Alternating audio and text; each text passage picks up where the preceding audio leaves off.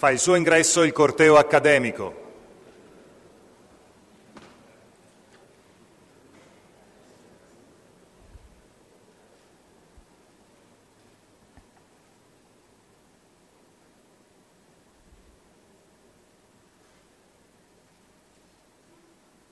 La prorettrice delegata per l'internazionalizzazione dell'Università degli Studi di Udine, Antonella Riem. I delegati di area dell'Università di Udine, Fabiana Fusco, Pierluca Montessoro, Marco Petti, Roberto Pinton, Angelo Vianello. I docenti rappresentanti dei 14 dipartimenti dell'Università di Udine.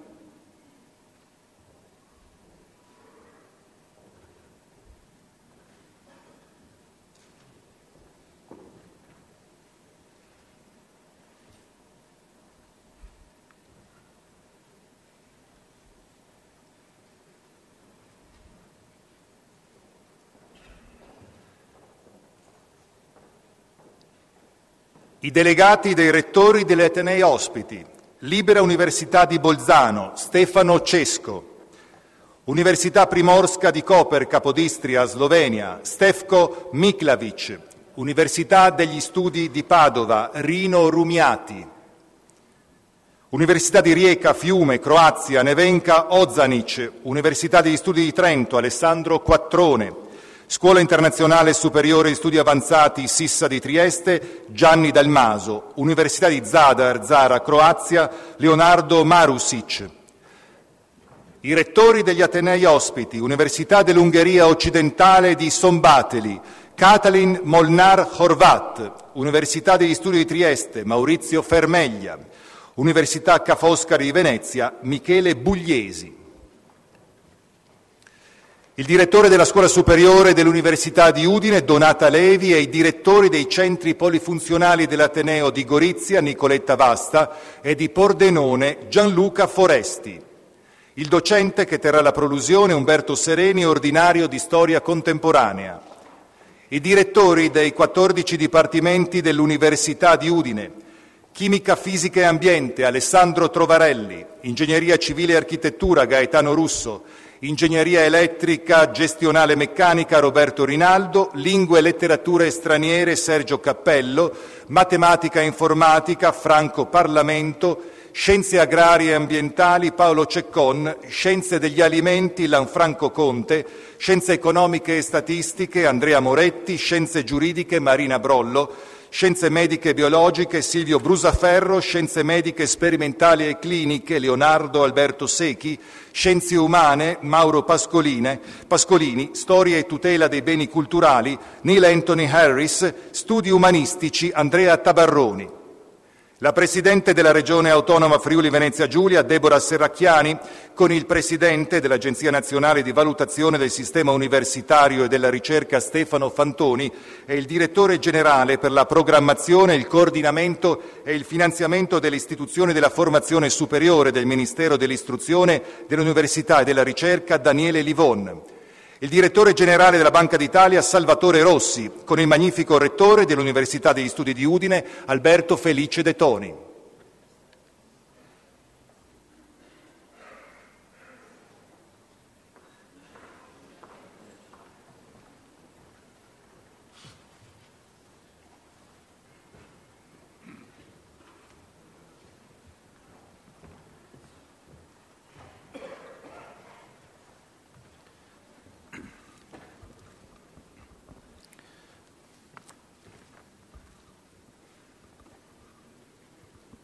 Prego, potete accomodarvi.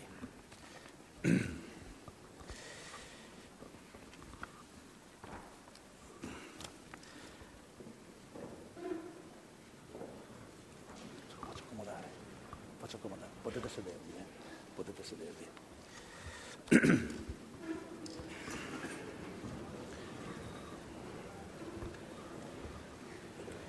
Buongiorno a tutti.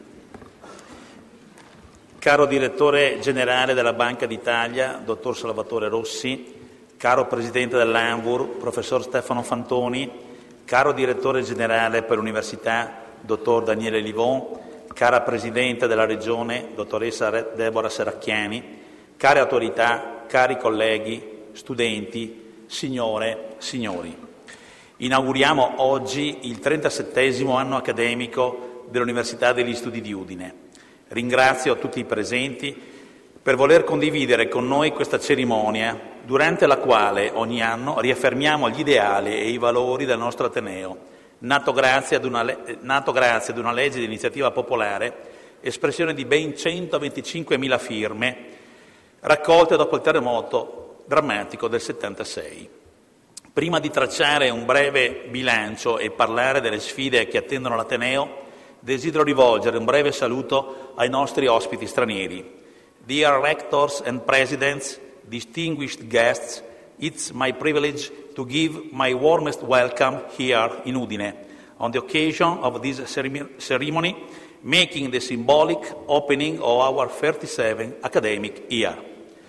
E desidero porgere anche un affettuoso saluto nella lingua della nostra terra. Ta second an dal mio mandat, ouei da il benvenut a dus i ospiti presents, ai rettori italiani e foresh, ai docenti, al personale tecnico amministrativo e ai studenti. O auguri a tutti un anno di buon lavoro e o sono sicuro col cui contributo di tutti le nostre università del Friuli e la sempre in migliore.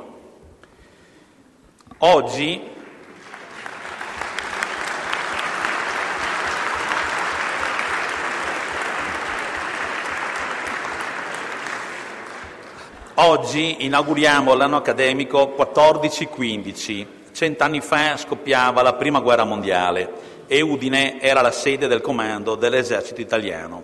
In questa occasione abbiamo chiesto la presenza, proprio qui a Udine, del direttore generale della Banca d'Italia, Salvatore Rossi, che desideriamo ringraziare pubblicamente per aver accettato il nostro invito. Il significato della sua presenza è il seguente. Anche noi adesso in Italia, a distanza di un secolo, dobbiamo iniziare a ricostruire il Paese dopo 6 lunghi anni di declino economico e vogliamo ripartire ribadendo che crediamo nell'istruzione, nell'università e nella ricerca. E se a dirlo, oltre al Rettore, c'è anche il Direttore Generale della Banca d'Italia, noto per i suoi qualificati saggi su economia internazionale, finanza e storia economica, l'impulso sarà ancora più forte e il risultato più plausibile. La sua partecipazione testimonia che le nostre istituzioni, Ateneo Friulano e Banca d'Italia, accolgono entrambe la sfida di contribuire allo sviluppo culturale, sociale ed economico del Paese. Per celebrare il centenario della Prima Guerra Mondiale abbiamo invitato il nostro professore ordinario di storia contemporanea, Umberto Sereni, a tenere una prolusione dal titolo eloquente «La grande guerra nella piccola città, Udine, 1915-1918. Desideriamo esprimergli qui la nostra gratitudine per la disponibilità e l'entusiasmo con cui ha accettato il nostro invito. L'Università di Udine oggi conta 14 dipartimenti, 8 centri interdipartimentali di ricerca, una scuola superiore, offre 35 corsi di laurea triennale, 32 magistrale, 3 corsi di laurea a ciclo unico, 6 master, 13 dottorati di ricerca, 19 scuole di specializzazione. È presente anche a Pordenone, Gorizia e Gemona. Ha attivato 277 laboratori, è capofila di Friuli Innovazione e di Friuli Formazione. Possiede un'azienda agraria avanzata e promuove la casa editrice Forum. L'Università partecipa, insieme alla Regione, all'azienda ospedaliera universitaria Santa Maria della Misericordia, struttura regionale di rilievo nazionale e di alta specializzazione in cui lavorano circa 3.800 persone. Gli studenti hanno a disposizione 188 aule per complessivi 13.495 posti a sedere, 31 sale di lettura, 24 aule informatiche, 740 postazioni PC. Nelle 4 biblioteche con complessivi 610 posti di lettura possono consultare oltre 840.000 volumi, 2.250 abbonamenti, oltre 53.000 periodici elettronici e 108 banche dati elettroniche. Complessivamente oggi la comunità universitaria dell'Ateneo è formata da circa 18.000 persone, 676 tra docenti e ricercatori, 540 tra tecnici e amministrativi, 31 collaboratori ed esperti linguistici, 329 dottorandi di ricerca, 155 assegnisti e 15.650 studenti. Nell'anno solare 2014 i laureati sono stati 2.918. Dalla sua nascita ad oggi l'Università ha conferito 46.099 lauree.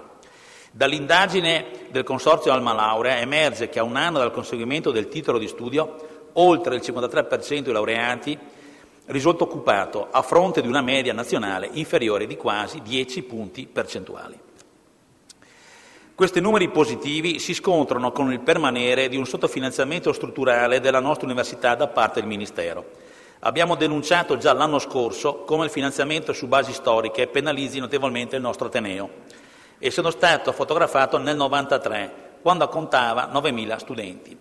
Confidavamo che l'introduzione del costo standard per una percentuale del 20% sulla quota base dell'FFO potesse almeno in parte ridurre questo squilibrio. Ma purtroppo così non è stato. Per far capire la dimensione di questo sbilanciamento, si pensi che con una differenza di soli 388 studenti, in meno rispetto a Trieste, l'Ateneo di Udine è finanziato nel 2014 per 54 milioni di euro contro i 69 di Trieste, ovvero 15 milioni di euro di meno. Ma perché succede questo? Per 3 motivi. Il primo è l'applicazione discutibile di un principio corretto, quello dei costi standard. Oggi i costi standard sono diversi per ogni Ateneo, per una serie di fattori correttivi che li portano ad oscillare da un minimo di circa 4.700 euro per studente ad un massimo di circa 8.000. In altre parole, a parità di studenti il finanziamento oscilla di circa il 100%. A livello ministeriale una revisione va fatta perché l'aumento della quota standard dal 20 al 100% prevista nei prossimi anni non risolverà il problema appena evidenziato. La seconda causa dello squilibrio è l'introduzione di livelli minimi di salvaguardia per tutelare gli atenei che subirebbero altrimenti tagli pesanti. Questa scelta della salvaguardia, come quella precedente dei correttivi allo standard, è finalizzata a impedire una forte destabilizzazione del sistema. Le uniche buone notizie per Udine arrivano dalla quota premiale dell'FFO, aumentata nel 2014 al 18% del totale. Grazie agli ottimi risultati ottenuti sul fronte della ricerca, il nostro Ateneo consegue un aumento netto complessivo di finanziamento di oltre 3 milioni e 3 rispetto al 13. Ma qui c'è il terzo problema. La quota premiale insiste sempre sull'FFO e fa scattare sistematicamente i livelli di salvaguardia per gli atenei non virtuosi che non riescono ad accedere al premiale. In ultima analisi, la combinazione dei 3 fattori, correttivi allo standard, livelli di salvaguardia e premiale che insiste sull'FFO, rende il riequilibrio modesto e molto lento. La soluzione per superare il finanziamento su basi storiche in modo rapido ed equo sarebbe l'immissione di nuove risorse aggiuntive per il sistema universitario da destinare esclusivamente al premiale. Con la rimodulazione contestuale dei correttivi allo standard, i livelli di salvaguardia sarebbero in parte disinnescati. Di fronte a questa situazione storica di sbilanciamento dei finanziamenti nazionali, il Consiglio regionale dell'FVG ha riconosciuto con legge regionale 2/2011, inerente al finanziamento del sistema regionale universitario, la necessità di interventi perequativi. Il regolamento attuativo, presentato in giunta regionale dall'assessore all'Università Maria Grazia Santorio lo scorso 16 gennaio, prevede un contributo dedicato alla perequazione dei finanziamenti ministeriali. Siamo fiduciosi che in occasione dell'assestamento e bilancio regionale la Presidente Deborah Serracchiani, che ringraziamo per la sua presenza nonostante i numerosi impegni, saprà operare per rendere disponibili le risorse adeguate a tal fine. L'FFO negli ultimi anni è calato da circa 7 miliardi e mezzo di euro del 2009 fino a circa 6,75 del 2014, con un calo netto di circa 750 milioni di euro, ovvero il 10% in 6 anni. Negli stessi anni il finanziamento per abitante è sceso dai 125 euro del 2009 ai 113 del 2014, molto lontano dagli altri paesi europei: Gran Bretagna 156, Spagna 157, Francia 303, Germania 304, Svezia 660, Norvegia 731. La via maestra per riequilibrare il finanziamento tra gli atenei italiani è quello di riportare l'FFO entro il 2018 ai livelli del 2009, cioè con 10% aggiuntivo da destinare al premiale. Questo consentirebbe anche di ripristinare il turnover al 100% e attivare un piano pluriennale di reclutamento di giovani come proposto dalla CRUI. 1.500 all'anno per 5 anni. Pensate che dal 2008 il numero di docenti è sceso da oltre 62.500 a meno di 50.000. Vanno anche rifinanziati i programmi di ricerca PRIN e FIRB per favorire la creazione e lo sviluppo di reti di ricerca interateneo basate sul merito.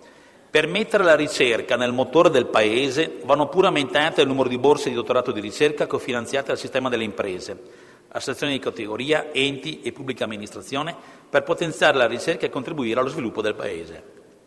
A tal fine va anche consentito di finanziare le attività universitarie mediante i fondi strutturali. È necessario operare anche a livello fiscale. Serve un fisco amico dell'università, defiscalizzare le spese di ricerca per imprese e pubblica amministrazione, ridurre IRAP, IVA, IMU e Tari, rafforzare il 5 per 1000 e avvantaggiare le liberalità destinate a università e ricerca. Un'altra area su cui intervenire è il diritto allo studio, oggi tra i più carenti d'Europa. Le università che reclutano studenti in un ambiente non vengono premiate, anzi gli iscritti aventi diritto vengono esentati dalle tasse, ma lo Stato non trasferisce le somme corrispondenti agli atenei. Il risultato è che oggi le università che iscrivono studenti meritevoli ma non abbienti vengono di fatto penalizzate, in quanto sono i costi e non i ricavi ad essere sorgenti.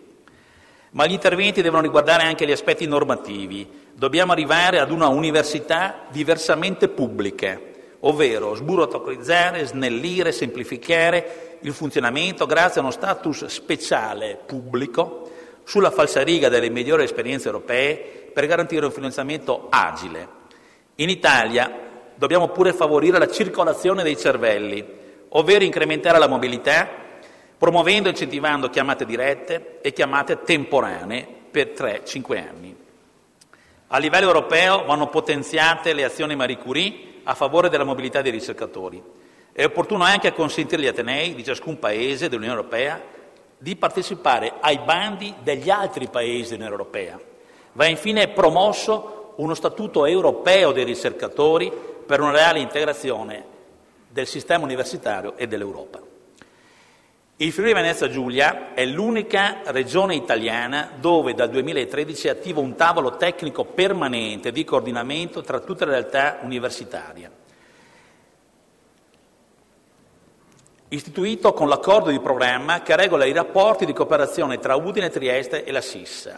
Forte di queste collaborazioni, il 3 febbraio dello scorso anno, qui a Udine, in questa aula magna, durante l'inaugurazione dell'anno accademico, abbiamo proposto all'allora ministra Maria Caria Carrozza di sostenere ulteriori collaborazioni e intese territoriali tra università. Lo scorso 9 gennaio a Gorizia il sottoscritto, il rettore di Trieste Maurizio Fermeglia e il direttore della SISA, professor Guido Martinelli, che intendo ringraziare pubblicamente per la grande collaborazione, abbiamo avuto l'opportunità di esporre all'attuale ministra Stefania Giannini il progetto di costituzione di un laboratorio interateneo di ricerca per la meccatronica avanzata, progetto già inviato a suo tempo al Ministero a valere sui finanziamenti previsti l'articolo 11 FFO del 14. Il progetto Meccatronica FVG, che prevede la collaborazione tra 3 atenei e 4 parti industriali regionali, intende costituire un'infrastruttura di ricerca rivolta a promuovere l'innovazione, trasferendo tecnologie e competenze multidisciplinari ad alto contenuto innovativo al mondo delle imprese e in particolare al tessuto produttivo locale. Durante il 2014 la cooperazione con Trieste si è consolidata. Oggi possiamo vantare ben 22 iniziative interateneo, una laurea triennale, 7 magistrali, 7 scuole di specializzazione e 7 dottorati di ricerca, di cui l'ultimo in ordine di tempo è il JAMBO, il Joint PhD Program in Molecular Biology, iniziativa di eccellenza che vede coinvolti anche la SISSA e il Centro Internazionale di Ingegneria Genetica e Biotecnologie di Trieste. Ma le collaborazioni non si fermano qui. Per l'High Performance Computing è stato definito un accordo che disciplina l'accesso da parte dei ricercatori alle infrastrutture di supercalcolo realizzata presso la SISSA in collaborazione con il Centro Internazionale di Fisica Teorica.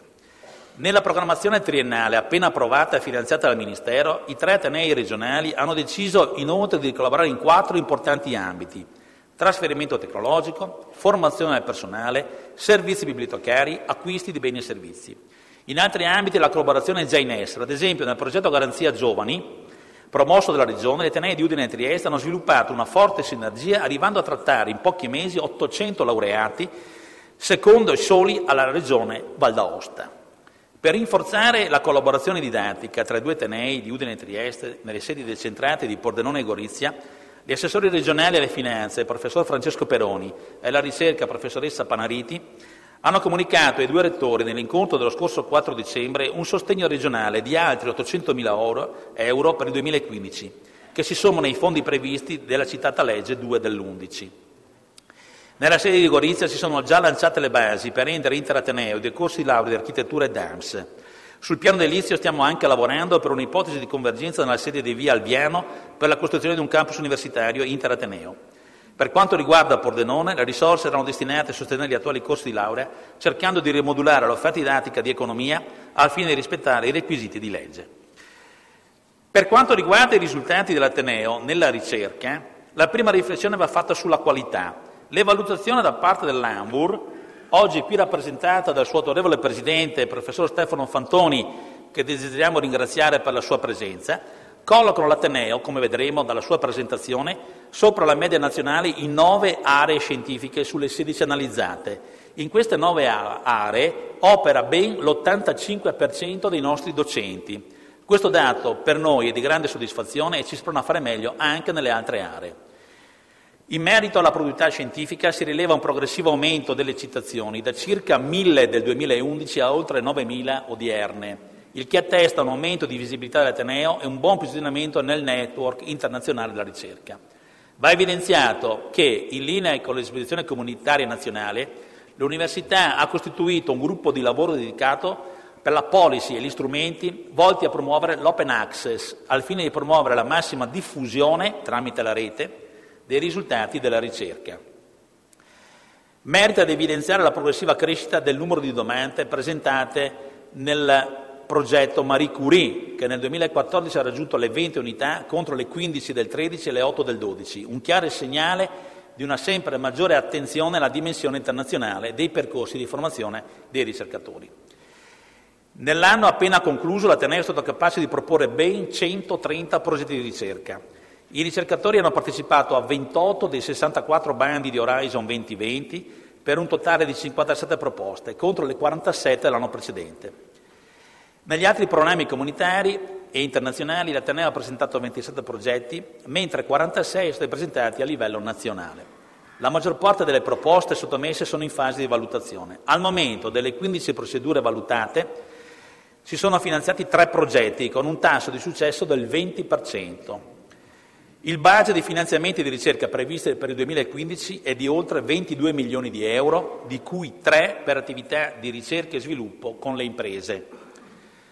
Da questo anno accademico è divenuta pienamente operativa la riforma del dottorato di ricerca che prevede l'accreditamento da parte del Ministero. L'Ateneo ha compiuto un notevole sforzo per rispettare in pieno i parametri ministeriali, che è stato premiato con l'accreditamento di tutti e 9 i corsi di dottorato proposti. I dottorati iscritti al 30° ciclo sono 72. Sebbene i numeri siano contenuti, l'attrattività dei talenti dall'estero è salita al 18% contro l'8% dell'anno scorso. L'impegno finanziario dell'Ateneo è stato notevole, considerata l'assenza del Fondo sociale europeo disponibile negli anni precedenti. La copertura delle 58 borse è stata garantita anche dalla Fondazione Krupp, che ne ha finanziato ben 14.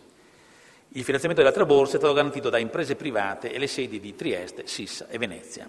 Da segnalare l'introduzione nel 2014 del PhD Welcome Day, appuntamento durante il quale viene presentato il piano formativo trasversale, e del PhD Day, cerimonia per la consegna dei diplomi. Quest'ultima si è tenuta lo scorso 12 gennaio con la partecipazione del dottor Marco Leona, direttore del Dipartimento di Ricerca Scientifica del Metropolitan Museum of Art di New York. Nel corso della cerimonia è stato tra l'altro presentato il PhD Award, sostenuto finanziariamente dalla Fondazione Krupp. Nel 2014 c'è stato un forte consolidamento del rapporto con le imprese in termini di trasferimento. Il portafoglio brevetti è arrivato a 92 domande di tutela depositate. Delle tecnologie tutelate, 50 hanno tutela attiva e di queste 32, cioè il 64%, sono commercializzate. L'Ateneo ha istituito nell'ultimo anno, utilizzando le risorse derivanti dalle royalty su brevetti, un fondo destinato alla prototipazione e generalizzazione per rendere i nostri brevetti di maggiore interesse per le imprese. Sono state avviate 6 convenzioni coinvolgendo 7 aziende. In questo caso il finanziamento è stato concesso da Area Science Park nell'ambito del progetto Proof of Concept Network. Positivo anche il bilancio degli spin-off, le start-up sono 37, di cui 34 attivi, il ricavo oltre 3 milioni di euro. Complessivamente i soci sono 180, i posti di lavoro oltre 100. Per quanto riguarda la cultura di impresa, merita di essere menzionato il progetto finanziato dalla Regione RISID. Questa iniziativa, fatta con Friuli Innovazione e SIS, ha concluso a fine 2014 le attività volte a favorire la creazione di figure imprenditoriali. Abbiamo dato grande enfasi all'internazionalizzazione della didattica. A tale riguardo consideriamo chiave i double degree, in quanto consentono agli studenti italiani e stranieri di raddoppiare le opportunità professionali. Solo nell'ultimo anno ne abbiamo stipulati 4. Scienze economiche con Graz, viticoltura ed enologia con Geisenheim, Germania, ingegneria civile con Windsor, Canada, biotecnologie sanitarie con Krems, Austria. In totale offriamo 12 doppie lauree. Abbiamo accordi con 6 paesi, 3 europei, Germania, Francia e Austria, e 3 americani, Canada, Brasile e Argentina. L'Ateneo è anche coinvolto in 2 consorzi, Erasmus Mundus, America Latina e Federazione Russa, rispettivamente per i 2 master di vinifera ed euroculture. Abbiamo inoltre 2 corsi di laurea, Plant and Animal Biotechnology and Economics, interamente offerti in lingua inglese. Per quanto riguarda la mobilità studentesca, quella in uscita è cresciuta in un anno del 13%, da 413 a 466, grazie allo sforzo dell'Ateneo e della Fondazione Krupp, e grazie anche all'ampliamento dell'offerta di sede estere. Ad oggi abbiamo 373 accordi attivi, di cui 89 extraeuropei, e solo nell'ultimo anno abbiamo stipulato 10 accordi. A fronte di una media nazionale dell'1,5% di studenti iscritti che vanno all'estero, Udine registra un 2,8%. Dall'anno scorso i nostri studenti possono andare all'estero con una borsa di studio per fare la tesi di laurea sia all'università che in azienda. Per facilitare la mobilità in entrata, 196 studenti nel 2014, quasi la totalità dei corsi di laurea offrono insegnamenti in lingua inglese compattati nel medesimo obbedire didattico in modo da facilitare gli studenti stranieri in entrata. Ma internazionalizzazione non è solo anglicizzazione. L'Ateneo crede anche nella internazionalizzazione basata sull'italiano, che è un medium fondamentale per molte discipline che la comunità accademica internazionale studia nella nostra lingua. Segnaliamo in particolare il progetto Marco Polo, attivato grazie alla Fondazione Krupp, ma che oggi è completamente autofinanziato. Sono in arrivo dalla Cina 97 studenti. Il nostro Centro di Lingua e Cultura Italiana per Stranieri certifica le competenze linguistiche per conto della Dante Alighieri con riconoscimento del Ministero degli Esteri. Il Dipartimento di Lingua Italiana della Beijing Foreign Studies University invia i loro studenti dopo un anno di studio di italiano a Pechino e questo consente ai loro studenti un rapido inserimento nei nostri corsi di laurea. A tutti gli studenti stranieri offriamo servizi linguistici, logistici di tutorato. Il totale degli stranieri presenti a Udine oggi è oltre 400, dei quali 200 in mobilità e 100 cinesi. Per quanto riguarda la formazione di lingua friulana, c'è da segnalare l'attivazione di un percorso formativo di 30 crediti mirato ai docenti che già la insegnano nelle scuole. Il progetto è stato approvato dall'assessorato guidato dalla professoressa Panariti e finanziato per 150.000 euro. Non risulta invece ancora risolto il problema col Ministero circa il nuovo ordinamento quinquennale di scienza della formazione primaria, che sostituisce il precedente ordinamento quadriennale. Il nuovo curriculum è rigidamente definito e non consente l'attivazione di corsi fondamentali quali lingua e letteratura friulana, laboratorio di lingua friulana, didattica della lingua friulana. Chiediamo al nostro direttore generale dell'Università, dottor Daniele Livon, che ringraziamo di essere qui con noi, per continuare a farsi parte attiva, come già ha fatto in passato, per sciogliere questo nodo e rispondere al dettato delle leggi regionali e nazionali di tutela della lingua friulana. Su questi temi la collaborazione con l'Arlef è piena e contiamo di valorizzarla anche con una revisione dello statuto del nostro CIRF, volta a renderne ancora più efficace l'azione. Infine, desideriamo segnalare che l'Università di Udine parteciperà anche nel 2015 alla seconda sperimentazione del TECO, Test sulle competenze, che l'ANVUR ha avviato sugli esiti dell'apprendimento dei laureandi italiani. I cosiddetti generic skills sono rilevanti sulla base di standard internazionale. Il test misura la capacità di ragionare in modo critico per risolvere un problema o per prendere una decisione, di rappresentare un determinato accadimento o di apprendere nuove conoscenze in ambiti non connessi con i propri percorsi formativi. Il nostro Ateneo era stato selezionato nella prima sperimentazione tra 12 università sulle 30 disponibili. Il risultato del primo test sono stati per noi lusinghieri. Il rapporto riporta testualmente: l'Università di Udine risulta molto probabilmente nel tempo la struttura universitaria di maggiore successo. Per quanto riguarda i servizi agli studenti, una prima linea di attività è rivolta all'orientamento in ingresso. Il Salone degli Studenti oggi raccoglie circa 4.000 studenti provenienti da 45 scuole superiori della Regione e del Veneto. Oltre alle attività informative e orientative, sui nostri 70 corsi di laurea, sono state molto apprezzate le sessioni di simulazione dei test di ingresso. Un'attenzione specifica va riservata al progetto Moduli formativi di orientamento, che ha consentito a 197 studenti di quinta superiore di frequentare lezioni universitarie dedicate, realizzate con la collaborazione dei docenti delle secondarie, su tematiche che hanno coperto i principali ambiti scientifici e umanistici. Si è trattata di un'attività molto soddisfacente per i feedback dei frequentanti e, se proseguiranno gli studi del nostro Ateneo, potranno ottenere addirittura il riconoscimento in crediti delle attività svolte. Rientra nei percorsi di orientamento in ingresso anche il progetto Flash Forward, che offre ai ragazzi delle scuole secondarie di secondo grado la possibilità di seguire via web lezioni in ambito scientifico tenute dai ricercatori universitari. Per circa 3 mesi 300 studenti delle classi quarte e quinte del Copernico, Marinelli e del Malignani si sono confrontati in collegamento Skype con i nostri ricercatori. Da segnalare anche l'edizione di Start Cup Young Business Plan Competition, riservata agli studenti delle quarte e quinte, realizzata insieme alla Fondazione Krupp e con il sostegno dell'USR della Regione FVG, che l'ha inserita nel proprio catalogo di orientamento giovani. Grazie alla Start Cup Young, alcuni giovani brillanti potranno iscriversi gratuitamente all'università. L'attenzione per il mondo della scuola ha trovato una sintesi molto significativa nella costituzione del tavolo di raccordo scuola-università, che riunisce i 23 istituti scolastici e l'ufficio scolastico regionale, con l'obiettivo di favorire una migliore relazione tra mondo della scuola e mondo dell'università.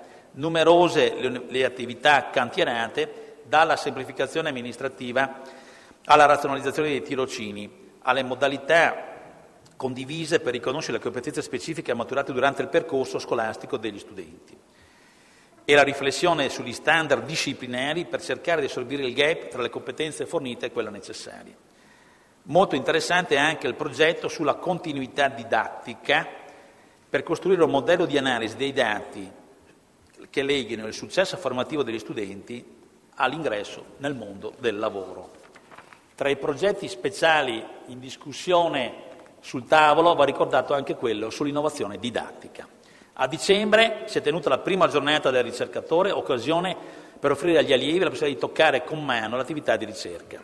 Una seconda linea di servizi è rivolta agli studenti iscritti. La qualità dei servizi offerti dalla segreteria studenti è testimoniata da un altrettanto lusinghiero primo posto ottenuto nei giudizi di gradimento degli studenti su 26 atenei italiani che hanno partecipato all'indagine del progetto Best Practice. Gli studenti possono giovarsi di una rete di relazioni che somma oltre 6.300 accordi per svolgere tirocini, e questi accordi hanno portato l'anno scorso 1.478 studenti in azienda. Abbiamo attivato anche il percorso dell'apprendistato di alta formazione e ricerca, sottoscrivendo con la Regione un protocollo d'intesa rivolto agli studenti di laurea triennale e magistrali, e a cui aggiungeremo anche i dottorandi di ricerca. Di particolare valore l'avvio del progetto Agiatamente, finalizzato a prevenire e intercettare situazioni di disagio che possono interessare i nostri studenti. Il monitoraggio delle carriere universitarie è la base da cui stiamo partendo per individuare e contattare gli studenti a cui saranno offerti servizi specifici, dalla gestione dell'ansia all'individuazione del metodo più efficace per studiare.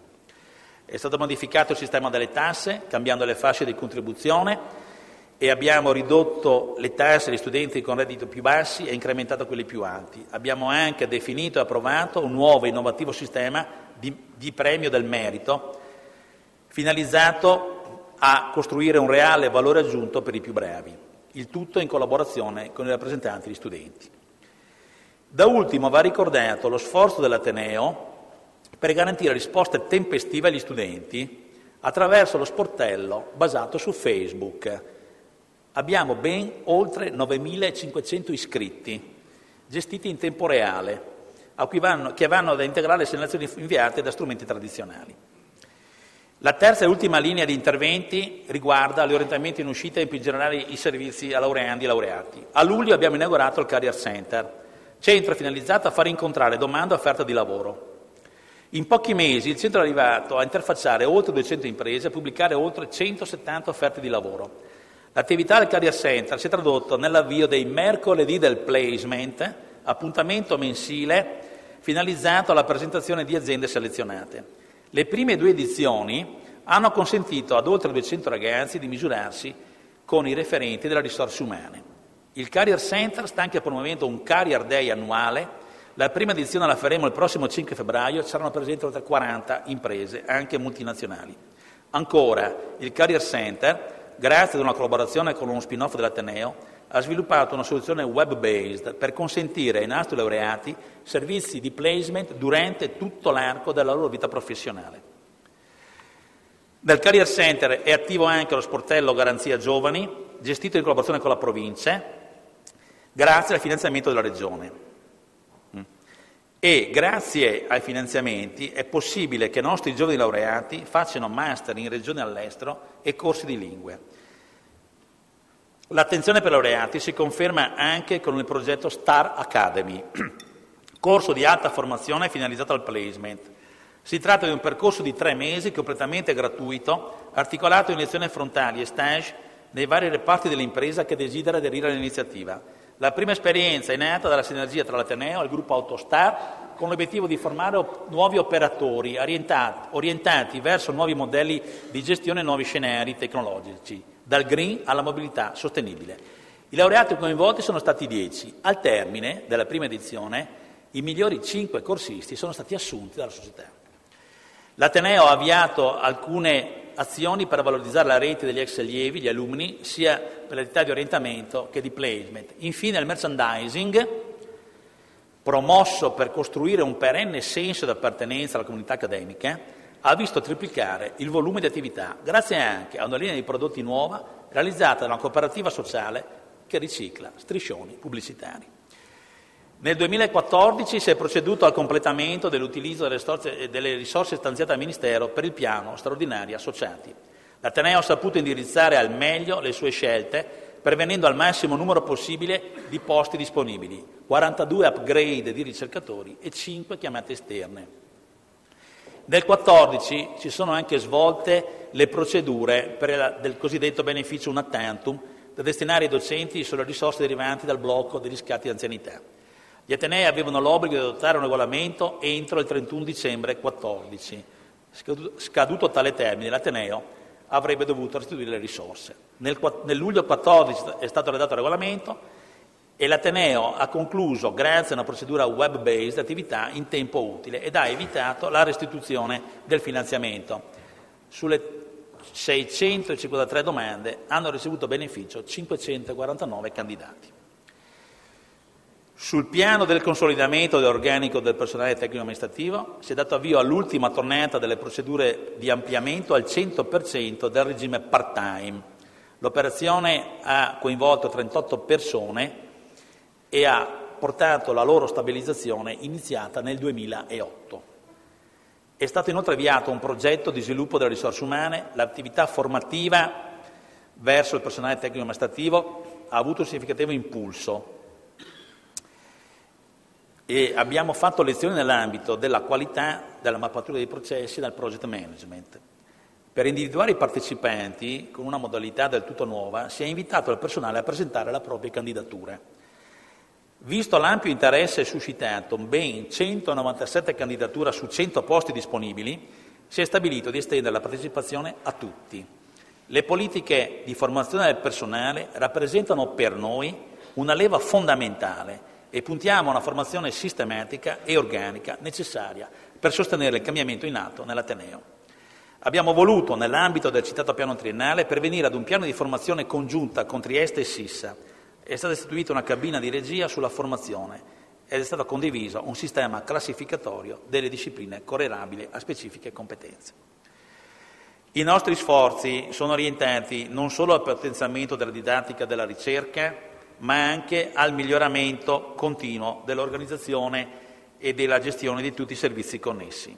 Abbiamo riallocato competenze deliberative ai vari livelli secondo logiche di sussidiarietà per concentrare le decisioni di Senato e Consiglio di amministrazione su questioni veramente importanti.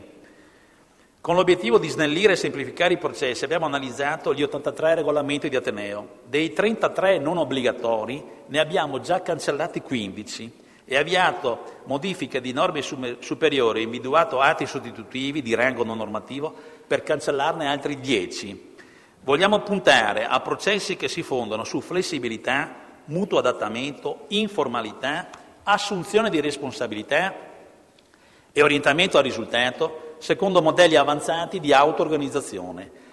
Abbiamo sviluppato a tal fine un'analisi di clima organizzativo per evidenziare le aree critiche e sostenere persone e responsabili nell'intraprendere azioni volte a migliorare il contesto relazionale di lavoro.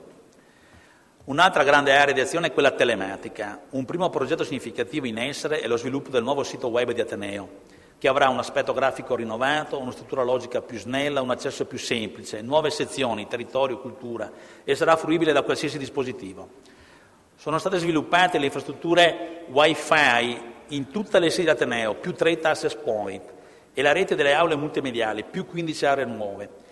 Abbiamo anche aperto un nuovo laboratorio informatico con 80 posti e abbiamo connesso alla rete GAR anche le scuole secondarie della città.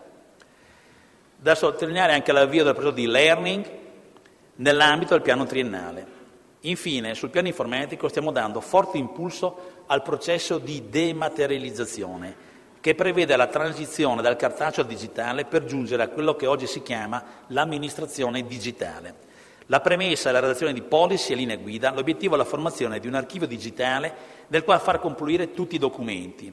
Oggi non esiste in Italia un ateneo che abbia costituito un deposito digitale certificato, un'occasione che possiamo cogliere.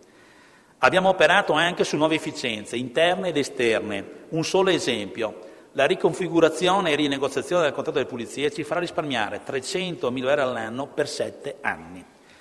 Sull'edilizia è stato fatto molto, ma in questa sede ricorderò solo che abbiamo chiesto alla Regione di adoperarsi presso il Ministero della Difesa per ottenere la caserma Savognà e destinarla alla nostra università. L'edificio potrebbe ospitare, oltre ad una grande biblioteca di Ateneo, un centro culturale di identità friulana, punto di riferimento per lanciare, con l'ente Friuli nel mondo, un grande progetto di mobilità degli studenti che potrebbero svolgere tesi, stage e tirocini in America, Australia, Asia, Africa, presso imprese, studi professionali, enti ed università dove operano nostri corregionali. Il modo migliore per connettere il Friuli di ieri e quello di oggi, i friulani all'estero e quelli in patria, identità e sviluppo, imprese locali e opportunità internazionali, cultura ed economia. Uno snodo di una rete di relazioni sparse nel mondo. Ma non possiamo fermarci qui. Sui sistemi universitari di tutto il mondo soffiano forti venti di cambiamento che impongono alle università di interrogarsi sul loro futuro e su nuovi modelli di educazione e ricerca. La rivoluzione digitale mette in discussione i modelli secolari di insegnamento e apprendimento, su cui non possiamo non riflettere. Per questo motivo l'Ateneo è impegnato nella redazione di un piano strategico che dovrà consentirci di caratterizzare ulteriormente la nostra offerta formativa, sostenere in modo rinnovato la ricerca e sviluppare un modello organizzativo sostenibile. È stata avviata la discussione dei dipartimenti, sono stati costituiti gruppi di lavoro che mettono insieme consiglieri, senatori, docenti e personale tecnico amministrativo. A brevissimo questa prima fase sarà conclusa e avremo occasione in un incontro aperto di discutere il documento finale prima di sottoporlo agli organi collegiali. Dovrà essere un piano capace di orientare i nostri sforzi nei prossimi anni, utile a costruire un ateneo più forte e più capace di accettare la sfida del futuro, nella consapevolezza della nostra identità universitaria radicata nel territorio. Consentitemi, prima delle conclusioni, dei brevi ma significativi ringraziamenti. Per prima la prorettrice vicaria e delegata all'internalizzazione, professoressa Antonella Riem, i colleghi delegati di area che mi affiancano come prorettori, professor Angelo Vianello Cultura, Roberto Pinton Ricerca, Fabiana Fusco Didattica, Marco Petti Edilizia, Pierluca Montesolo Informatica. Tutti i colleghi delegati di settore che mi supportano in sinergia con i capi area e i loro uffici con impegno e passione. Il direttore generale Massimo Di Silverio, che con sobrietà e determinazione ha saputo valorizzare in ambito pubblico la sua lunga e significativa esperienza manageriale maturata nel privato. Un ringraziamento particolare ai componenti del Senato e del CDA con cui condivido l'onere e l'onore di guidare l'Ateneo. Esprimo gratitudine a tutto il personale docente e al personale tecnico-amministrativo di cui riaffermo il ruolo prezioso. E ringrazio anche gli studenti per lo spirito di collaborazione che dimostrano continuamente all'interno degli organi di Ateneo. Un ringraziamento sincero ai sindaci di Udine, Pordenone, Gorizia, Gemona, ai presidenti delle province di Udine, Gorizia, Pordenone, alla Presidente, all'amministrazione regionale, ai parlamentari che si stanno impegnando per la nostra università, all'ente regionale per il diritto allo studio di Udine, alle Camere di Commercio, alle associazioni imprenditoriali, ai consorzi di Gorizia e Pordenone, alle fondazioni bancarie, al Comitato per l'Università Friulana. Un ringraziamento specifico alla Camera di Commercio di Udine e alla Fondazione Group, partner preziosi in una molteplicità di iniziative. Un grazie anche all'Arcivescovo di Udine, Andrea Bruno Mazzoccato, che questa mattina ha celebrato la Santa Messa e ci ha invitato a costruire una comunità di saperi. Infine, permettetemi un sentito riconoscimento alla mia segreteria e al numeroso personale tecnico-amministrativo coinvolto in questa complessa cerimonia, che ogni anno rinnova questa festa del nostro Ateneo, pronto a raccogliere le nuove sfide in sintonia con le istituzioni, gli enti, le associazioni e le imprese del territorio per la crescita del Friuli e lo sviluppo del Paese. Al termine di questa cerimonia, all'uscita, troverete come l'anno scorso la prolusione stampata. Desideriamo infatti consolidare l'antica tradizione universitaria di un'apposita collana dedicata ad ospitare le prolusioni di tutte le inaugurazioni degli anni accademici. Vogliamo continuare a rimanere un'università dinamica, proattiva, capace di riconfigurarsi in relazione alle continue trasformazioni dell'ambiente. Quest'anno, a Natale, ho fatto a tutti gli auguri citando Antoine de Saint-Exupéry. Mi domando se le stelle sono illuminate perché ognuno possa un giorno trovare la sua. Anche il nostro Ateneo sta cercando, nello sviluppo del suo primo piano strategico, la sua nuova stella polare. E sono persuaso che la troverà. Per quanto riguarda l'impegno di noi professori, vi posso garantire che amiamo il nostro lavoro. Come disse Seneca, c'è un duplice vantaggio nell'insegnare, perché mentre si insegna, si impara. Insegnando, infatti, non solo chiariamo, approfondiamo per noi stessi ciò che affermiamo, ma spesso procediamo con gli allievi nella conoscenza. Come diceva Roland Barthes, vi è un'età in cui si insegna ciò che si sa, ma poi ne viene un'altra in cui si insegna ciò che non si sa, e questo si chiama cercare.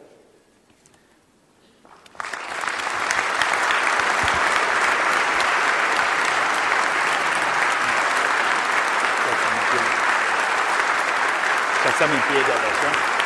Facciamo in piedi.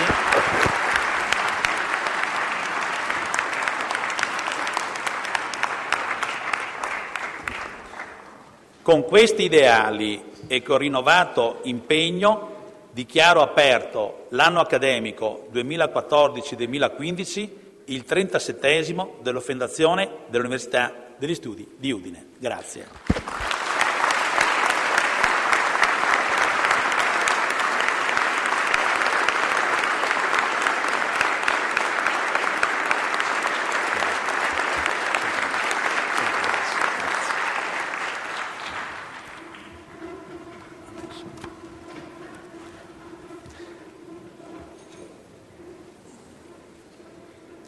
Bene, allora adesso invito il Presidente del Consiglio degli Studenti, signor Lorenzo Genna, a fare il suo intervento.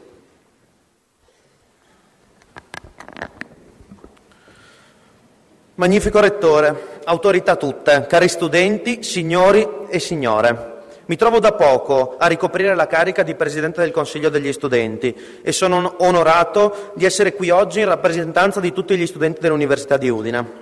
Il mio discorso, in quanto primo del mio mandato, vuole essere un discorso di metodo. Le parole che voglio dire vogliono essere punto di partenza per tendere insieme verso un fine comune. Vorrei parlare sinceramente di quello che dovrebbe essere il percorso verso il futuro dell'università e per farlo, a mio avviso, bisogna partire da una domanda che ci rimanda al passato. Qual è il rapporto tra università e studenti? Storicamente le università nascono come nationes, termine inizialmente utilizzato per indicare le associazioni studentesche, a cui poi lentamente si andrà sostituendo quello di universitas, che passerà ad indicare non solo l'insieme degli studenti, universitas scholarium, ma l'intera comunità accademica, l'universitas magistrorum et scholarium. Sono stati gli studenti, quindi, che, invitando i docenti, hanno dato un contributo essenziale alla nascita di quell'istituzione che attualmente chiamiamo università. E questo è ancor più vero nel nostro caso, ovvero di una università fortemente voluta dalla popolazione, da quelle stesse persone che poi l'hanno frequentata. L'hanno frequentata per soddisfare la loro sete di conoscenza, come tanti altri giovani continuano a fare. Giovani che non devono essere visti come vasi da riempire, ma come fiori da curare. Cervelli pensanti che, interagendo fra loro con l'ambiente circostante, contribuiscono all'evoluzione dell'università in primis e in secundis della collettività tutta. È quindi necessario che lo studente non si vincoli o peggio venga vincolato ad una situazione di passività, ma si renda attivo e partecipe ad ogni livello, anche tramite lo strumento della rappresentanza studentesca. È solo così che la componente studentesca può mantenersi dinamica, propositiva all'interno di una vita accademica che somiglia a quella di una cittadella, i cui abitanti eleggono le proprie autorità, preparano un calendario e hanno le proprie feste. Se l'università è davvero una cittadella, in questa possiamo individuare 3 componenti. La prima, su cui tutto fonda, è quella che concerne l'organizzazione. La seconda e la terza sono relative all'insegnamento, quello impartito e quello recepito. Il punto più alto dell'interazione fra queste componenti è il necessario incontro-scontro tra il sentimento del nuovo, incarnato dagli studenti, e il frutto delle esperienze e della conoscenza incarnato dai docenti, incontro-scontro capace di creare una crescita responsabile che sa dove tendere e come arrivarci. Crescita che l'università deve contribuire a trasferire sul territorio, sia esso regionale o nazionale o internazionale, proponendosi come tramite qualificato e snello tra gli studenti e il mondo del lavoro, dell'imprenditoria giovanile o della cultura e della scienza. Se questo è il fine a cui le parti nella loro dinamica relazione tendono, la domanda forse più difficile a cui trovare risposta è quali siano i giusti mezzi di cui l'università deve avere disponibilità per giungere a un risultato significativo. Possiamo individuarne 3: l'organizzazione, qualità e finanziamenti. Per quanto concerne l'organizzazione, impalcatura su cui poggia tutto il resto, questa deve poter rispondere alle spinte verso l'innovazione e verso il futuro, tutelare e valorizzare il passato, riconoscere e salvaguardare i diritti allo studio e la meritocrazia, nel rispetto di un'attenta gestione delle risorse universitarie. Parliamo poi di qualità, diventata caratteristica essenziale nel mondo attuale. Solamente tramite essa, infatti, è possibile competere nelle sfide posteci dalla globalizzazione e da un mondo che preme costantemente sull'acceleratore. Questa qualità, tanto oggetto di discussione, è ottenibile solamente tramite investimenti, anche coraggiosi, che devono toccare i servizi, il personale docente e la didattica tutta, fino ad arrivare alla vita universitaria, al di fuori e dentro le sedi. Qualità, quindi, che si configura come sforzo comune di più entità ed identità. Nell'ottenimento di tale scopo ricoprono un ruolo fondamentale i finanziamenti provenienti dallo Stato, dalla Regione e dagli enti privati e dalla contribuzione studentesca, a cui le università richiedono sempre di più. Finanziamenti che però molte volte sono visti come una spesa e non come un investimento. Trovandoci a questo punto di fronte a un bivio che vede da una parte un'istituzione la cui unità di misura è lo studente, inteso come persona e come futuro, dall'altra un'istituzione la cui unità di misura è il mercato, il cui prodotto sono i laureati. Credo fermamente che la prima strada sia quella da percorrere. Per far sì che questa strada venga percorsa, per quanto tortuosa possa essere, bisogna creare una macchina capace di farlo. Alla base di questa macchina trovo debba esserci la collaborazione che si fonda sui principi della fiducia verso le altre parti in causa e su un corretto e leale svolgimento dei propri compiti. Sono infatti la collaborazione e la dialettica costante fra le varie componenti dell'università, quella studentesca, quella dei docenti e quella del personale amministrativo, le uniche cose in grado di rendere l'università luogo di accrescimento per tutte le parti coinvolte. È quando si rompe questa armonia che l'università degenera, è quando viene a mancare la voglia di collaborazione che l'università degenera, è quando viene a mancare la voglia di mettersi in gioco che l'università degenera. In questa degenerazione l'istituzione dimentica il suo fine e lascia spazio ad una visione individualistica che si concretizza in un completo disinteresse per quello che accade al di là del proprio piccolo giardino personale. La collaborazione passa attraverso il dibattito, attraverso il confronto, attraverso lo scontro misurato, in una costante tensione verso un fine comune che deve guardare necessariamente con lungimiranza al futuro, in quanto la decisione di oggi influenzerà il domani.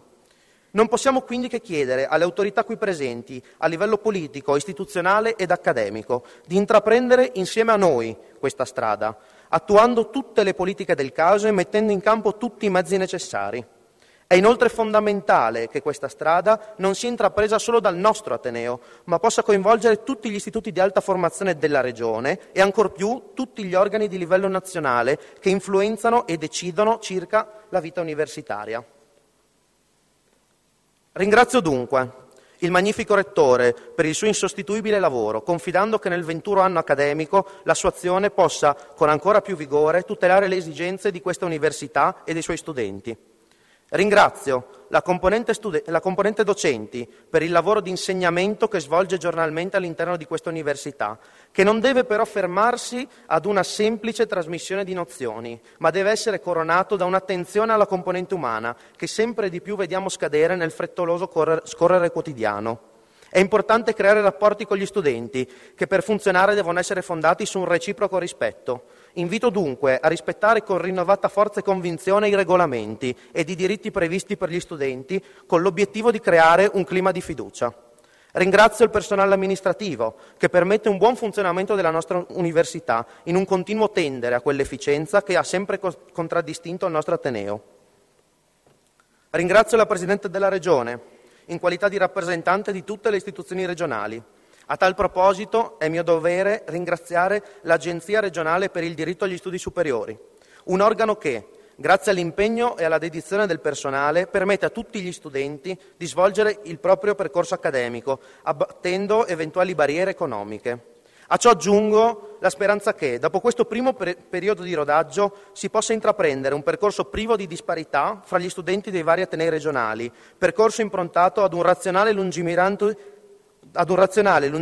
e soprattutto condiviso utilizzo delle risorse dell'Agenzia. Auguro al Presidente dell'Agenzia Nazionale di Valutazione del Sistema Universitario e della Ricerca di compiere al meglio l'ardua missione che gli è stata affidata, basando la valutazione su criteri misurati e stringenti, che possano far emergere i meriti e segnalare i demeriti. Criteri condivisi ed equi.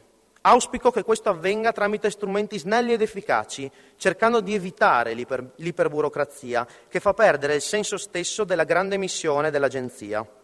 Auguro al Direttore Generale per la programmazione, il coordinamento e il finanziamento delle istituzioni della formazione superiore del Ministero dell'Università e della Ricerca, dell'Istruzione dell'Università e della Ricerca, di riuscire, per quanto sia possibile, a far invertire la rotta o perlomeno a fermare la nave che sta portando le università ad essere degli sterili esamifici. Ringrazio per la gentile presenza il Direttore Generale della Banca d'Italia e con lui tutti quei singoli e quegli enti privati che investono e credono nell'istruzione pubblica italiana, augurandomi che possano alleviare, soprattutto in questo momento di crisi economica e sociale, la situazione di necessità che colpisce la formazione superiore. Ringrazio gli studenti per la coraggiosa scelta di intraprendere una vita composta da caffè che cercano di tener svegli e libri che troppe volte fanno dormire. Li ringrazio per aver puntato su loro stessi, in un mondo che cerca di disilluderci circa lavoro ed occupazione, Ma cari colleghi, il futuro siamo noi e parte tutto da qui. Tutto parte dal nostro impegno, dalla nostra voglia di fare, dal sentirsi vivi coltivando passioni e non solo apprendendo nozioni. Vi ringrazio per rendere l'università sede di stimolanti confronti. Vi ringrazio perché so che ognuno di voi ha davanti a sé una strada spesso in salita, che viene percorsa ogni giorno con coraggio, superando ostacoli e vincendo sfide. Il mio augurio più sentito va a voi, per un anno accademico ricco di soddisfazioni, pieno dunque di emozioni, paure, sorrisi, pianti e impegno, pieno di tutto ciò che rende la vita da universitari degna di essere vissuta e valorizzata. Grazie.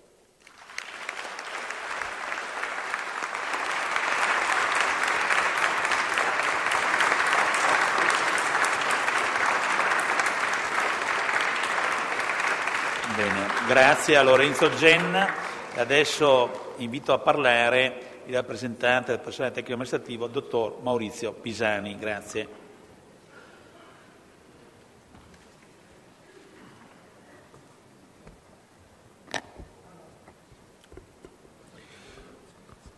Magnifico Rettore, autorità, comunità universitaria, ospiti tutti.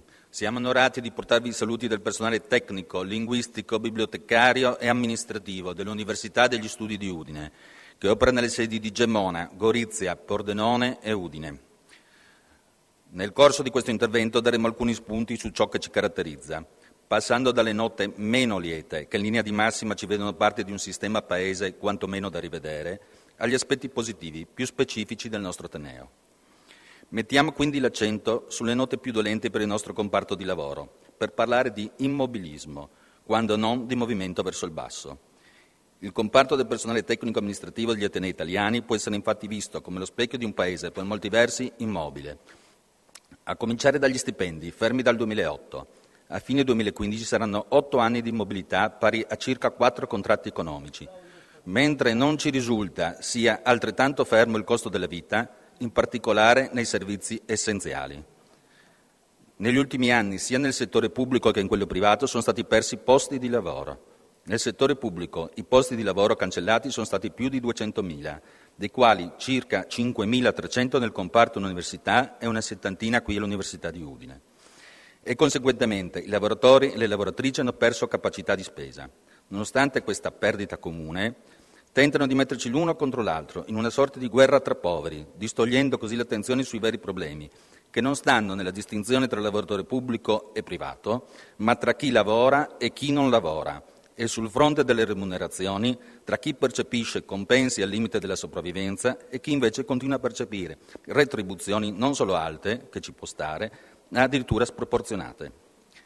E se è vero che il nostro posto di lavoro è stato, almeno finora, maggiormente garantito rispetto ai lavoratori del privato, è anche vero che la sicurezza del lavoro non dovrebbe essere vista in negativo, come un privilegio di alcuni da dover eliminare, ma al contrario vista in positivo come un diritto da estendere a tutti. Di immobilismo dobbiamo parlare anche dal punto di vista della contrattazione di secondo livello, quella definita oggi aziendale, che a causa dei tagli di bilancio si traduce in un fondo fermo al 2009, in progressioni orizzontali e verticali inesistenti, in valutazioni e controvalutazioni utili ad erogare, in termini compensativi, un valore poco più che simbolico. Immobilismo anche sul fronte del turnover, mancate sostituzioni per uffici che perdono personale, a partire dalle mancate sostituzioni per assenza di maternità. Guardiamo al quadro anagrafico del nostro Ateneo, che pure, rispetto ad altre università, può essere considerato giovane. Su 543 persone a inizio 2014, solamente 2 persone, 2 a tempo indeterminato e 9 a tempo determinato, avevano meno di 30 anni. E questo in sintonia con l'andamento nazionale, un paese nel quale le persone devono lavorare sempre e troppo più a lungo e dove i giovani stentano sempre più a trovare spazio, giovani di cui la nostra amministrazione avrebbe un gran bisogno a tutti i livelli e in tutti i settori. Immobilismo infine sui contratti a tempo determinato. Dobbiamo già dirci fortunati se nel corso del 2014 sono stati confermati gli esistenti, fermo restando che l'esigenza principale è quella di rimettere in moto un meccanismo fermo ormai da troppo tempo. Ci aspettiamo che già nel corso di quest'anno l'Ateneo possa riaprire la partita delle assunzioni a tempo indeterminato. A fronte di tanto immobilismo e tante perdite di posti e di potere d'acquisto delle retribuzioni, un unico aumento registrato: i carichi di lavoro.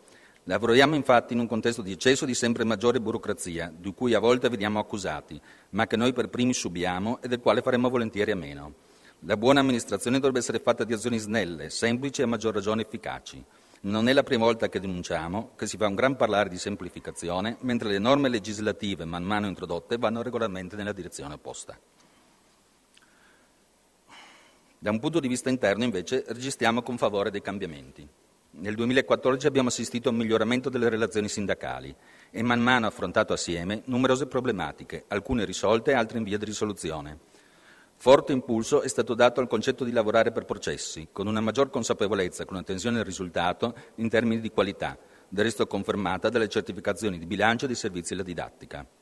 È stato inoltre portato a termine un questionario sul benessere organizzativo, un'indagine interessante per capire come il personale tecnico-amministrativo percepisce il proprio ambiente di lavoro e il grado di coinvolgimento nei processi lavorativi, con lo scopo di innescare un percorso di attenzione, miglioramento e motivazione. Si sono registrati dei punti deboli, come in ogni organizzazione complessa che si rispetti. In particolare la comunicazione interna è considerata ancora insufficiente e il sistema viene percepito come non premiale rispetto alle professionalità che il personale mette a disposizione dell'organizzazione. Se è possibile trovare le soluzioni nel primo caso, è più complicato perché è un problema di sistema nazionale nel secondo. Eppure, anche in questo caso, qualcosa si dovrebbe poter fare. Quello che ci preme sottolineare, però, sono anche i nostri punti di forza. Un deciso senso di appartenenza all'organizzazione, uno spirito di coesione che si manifesta anche attraverso la ricerca di sempre nuove sinergie tra colleghi e tra uffici, un elevato senso del valore dell'immagine del nostro Ateneo all'esterno e la capacità del personale tecnico-amministrativo di sottoporsi alla valutazione, sentita come strumento per avviare processi di miglioramento dell'ambiente e delle condizioni di lavoro. Ribadiamo in questa occasione, tra le questioni da affrontare e possibilmente risolvere già nel corso del 2015, la richiesta di una rappresentanza in Consiglio di amministrazione, come avveniva già in passato e come avviene in altri Atenei.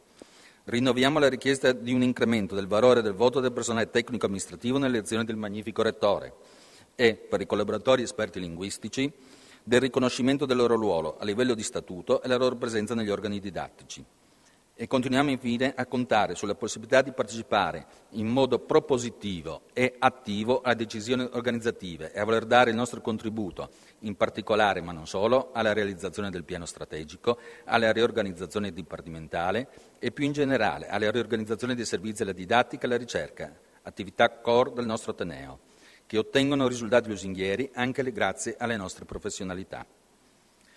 Richieste che, lungi dall'essere delle mere rivendicazioni, vanno invece intese come coerenti con l'impegno che mettiamo nel nostro lavoro di tutti i giorni, con lo spirito di sacrificio e la volontà di fare che da sempre ci anima e che ci accomuna agli abitanti della nostra bella regione, che tanto hanno fatto prima per ottenere e poi per mantenere viva la nostra università.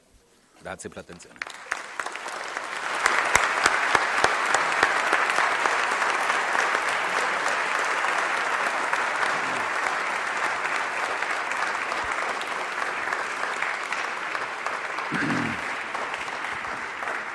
Bene, grazie alla rappresentante, dottor Maurizio Pisani. Adesso la parola al professor Umberto Sereni, ordinario di Storia Contemporanea, che farà la prolusione dal titolo La grande guerra nella piccola città, Udine, 1915-1918.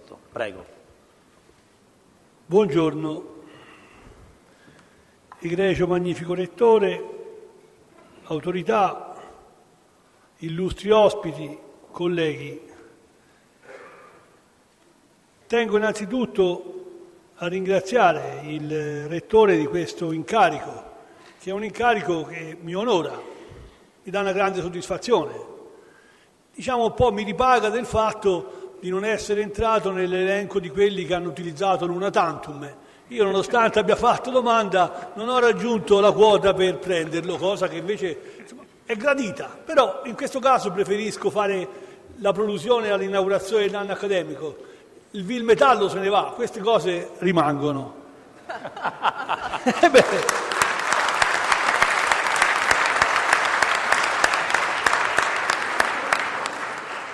E come mi permetto di esternarvi ragioni personali che mi coinvolgono profondamente, ci sono in questa partecipazione alla cerimonia di stamani. Anche se, come si nota bene, la mia provenienza è toscana, è di rimbalzo toscana, perché la mia famiglia è arrivata in provincia di Lucca dal Veneto dopo la rotta di Caporetto, da Breganze, e quindi noi eravamo profughi. Detta così può passare, però per chi l'ha vista questa esperienza dei profughi è stata anche un'umiliazione. In fin dei conti andarono alla carità pubblica, si affidarono alla carità pubblica, e può avere ovviamente una duplice versione, anche la cattiveria, per cui l'ingiuria, l'epiteto profughi veniva usato anche in senso dispregiativo, come per separare loro da noi. E nonostante io sia nato 40 anni dopo queste vicende, me lo sono sentito rimbalzare, soprattutto da ragazzi. I ragazzi raccattano tutta la cattiveria del mondo. Sei il figliolo dei profughi, sei il figlio dei profughi. E poi io andavo a casa e chiedevo spiegazioni di questa storia, e quindi c'era la guerra e tutte queste cose di questo genere. Ma poi alla fine me ne sono assunto come titolo di merito, e quando per le varie vicende, le alterne vicende umane, sono diventato sindaco del comune dove noi avevamo fatto profuganza, mi definii il sindaco della famiglia dei profughi, e con quello ribaltai tutta questa storia. Quindi questa storia della guerra mi appartiene, ma mi appartiene di più, consentite anche questo passaggio, questa connessione friulana. E questa è una storia ancora più profonda, che mi tocca ancora di più, perché si barsa all'altra parte della famiglia. Il padre l'abbiamo risolto, prendiamo la madre, che è importante, per un ragazzo poi è decisiva. Mia madre è stata maestra elementare sulla fine degli anni 30 a Porpetto, che siamo in provincia, se non mi sbaglio, in ogni caso in Friuli. La provincia sto fermo perché non mi voglio sbagliare. In ogni caso in Friuli. E quindi io e mia sorella siamo cresciuti allevati dalle storie friulane, e mia madre ci parlava sempre di questa terra, di questi luoghi, di questa gente, parlandone come terre, luoghi e gente buona e brava. E ce lo siamo portato dietro. Diciamo che poi quando l'ho sperimentato, e ora sono 25 anni, che insomma è una parte della vita, posso dire che è uno dei tanti buoni insegnamenti che mia madre ci ha dato. In effetti sono venuto anch'io in una terra di gente buona e brava. Bene, qui abbiamo quasi finito, l'extra, il fuori programma, quello che non troverete nel librettino, così come non troverete nel librettino un saluto particolare che voglio rivolgere al dottor Cracovia. Il dottor Cracovia è l'attuale dirigente della questura di Udine, però è stato per oltre un anno questore a Lucca e ha lasciato un ottimo ricordo, tanto che sapendo che sarei venuto a Udine a tenere la prolusione, molti amici suoi mi hanno detto: salutaci il dottor Cracovia, il questore sempre bene tenerli buoni, salutaci il dottor Cracovia. E io mi sono fatto l'elenco dei nomi, che poi glielo consegno. In ogni caso in testa c'è il dottor Lattanzi, presidente della Fondazione Cassa di Risparmio, mi ha detto ricordaglielo che qui ha lasciato un buon ricordo, e questo è vero. Bene, veniamo a noi, o come si diceva una volta, a noi. Bene, allora Udine, si diceva una volta, no, facciamo scherzi. Udine e la guerra. Udine è stata per almeno 3 anni, tra il 15 e il 17, 15, 16, 17, definita, chiamata la capitale della guerra. Sono quelle cose che girano, quelle attribuzioni, uno se ne appropria e poi quando può le porta all'incasso, valeva per quello. La capitale della guerra significava che poi l'Italia avrebbe dovuto ricompensare Udine di tutti gli sforzi. Non andò così e non è mai andata così, però il meccanismo è sempre lo stesso, la capitale della guerra. È vero che chi veniva a Udine da fuori non la coglieva questa dimensione della città della guerra, e questa era la prima singolarità di Udine. Possiamo citare, prima citazione, ne verranno fatte delle altre, senza chiamare le virgole e poi il riferimento come devono fare i professori. Andiamo più sulla buona, la citazione la diamo per fatta, per scontata. Sir Arthur Conan Doyle, che noi conosciamo tutti come l'inventore di Sherlock Holmes, venne a Udine all'inizio del 1916. Lo facevano tutti. Diciamo che la guerra, tra le cose che portò, attivò anche un turismo, un nuovo tipo di turismo, definiamolo escursionismo militare. Si girava, giornalisti soprattutto, letterati, li mandavano in giro sui luoghi di guerra, dai quali traevano articoli, reportage e poi libri. Lo fece Arthur Conan Doyle, ma possiamo fare un elenco che non finisce più, possiamo metterci Kipling, ci possiamo mettere Miguel de Unamuno, il più famoso filosofo della Spagna del Novecento. Praticamente arrivano tutti, giravano, e chi voleva avere una conoscenza, un rapporto, un incontro con il fronte, con la guerra italiana, veniva portato a Udine, perché Udine era la capitale della guerra. Per cui questi venivano convinti di trovare una delle città delle retrovie della guerra, e venivano e rimanevano sconcertati. E Sir Arthur Conan Doyle lo dice anche, lo scrive, e definisce Udine una strana città. Strana, poi cerca di almanaccarla la storia, lo convinse che il castello, che dice, può essere stato costruito da Attila, ma in effetti la stranezza di Udine è che, nonostante fosse la prima città delle retrovie e quindi avrebbe dovuto mostrare il volto della guerra, qui la guerra non c'era, non si trovava, non si palpava. Ed era questo il primo impatto che dava Udine a chi la visitava. La capitale di una guerra che non c'era, e quindi alla fine un'attribuzione un po' inventata, costruita, un'operazione di marketing. Sicuramente questo, la guerra non c'era. E anche lo storico della guerra del Friuli, Del Bianco, quando parla di Udine, deve dire che c'era un'atmosfera strana. Strana è un termine che ritorna, perché non riesce a spiegare, quando si mette a fare i libri, come questa città partecipasse alla guerra. Era una sorta di happening, di spettacolo. E si riuniva la gente il pomeriggio sul far della sera nella piazza principale, che a quel tempo credo che fosse piazza Vittorio Emanuele, ora è piazza della Libertà, si sta meglio, e si trovava lì, girava intorno al palazzo comunale per sentire le notizie, tanto però le notizie di una cosa che era di là. Come va? Come è andata oggi? Si avanzava sempre. Fu tutta un'avanzata fino a Caporetto, poi fu un rimbalzo, non si fece che avanzare. E Del Bianco scrive che queste notizie avanzate davano soddisfazione, proprio erano accolte con soddisfazione, tanto più che se loro avanzavano noi si era sicuri, e loro avanzavano e non si stava bene. E quindi vive questa situazione, definiamola di euforia, che contrasta con le immagini che poi noi abbiamo maturato della guerra.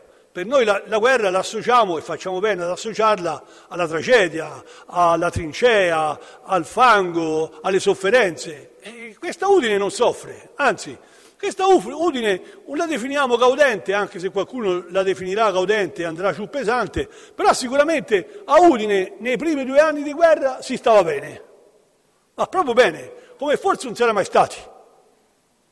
Intanto definiamo così una delle componenti reali della società udinese, i commercianti, che contano.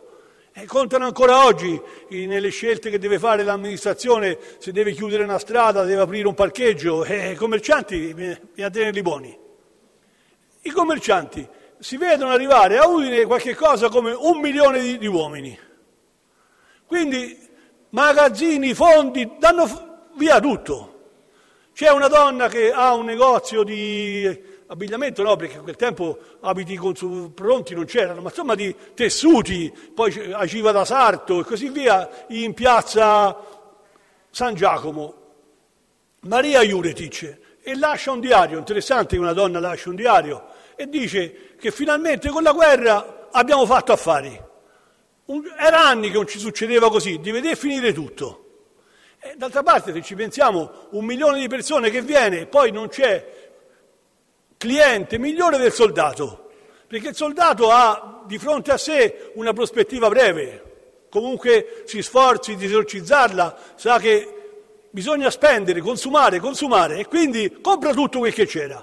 Quindi un'idea appunto di una condizione favorevole della città. Però la capitale della guerra ce l'aveva e poi funzionava, e soprattutto per due motivi, e questo non si potevano cancellare. Il fatto che quel re, avesse scelto di abitare nei pressi di Udine, a Villa Linussa di Torreano di Martignacco. Si mise lì e diventò Villa Italia. Il re era re. Ora noi siamo un po' iconoclasti, poi l'abbiamo conosciuto nelle vicende successive, quel re lì, e quindi ci incanta. Però prendete un re prima dell'8 settembre, insomma quello diventa il re soldato. Il re soldato, il primo fante, il re soldato, che era a Torreano di Martignacco e tutte le mattine usciva con la macchina scoperta.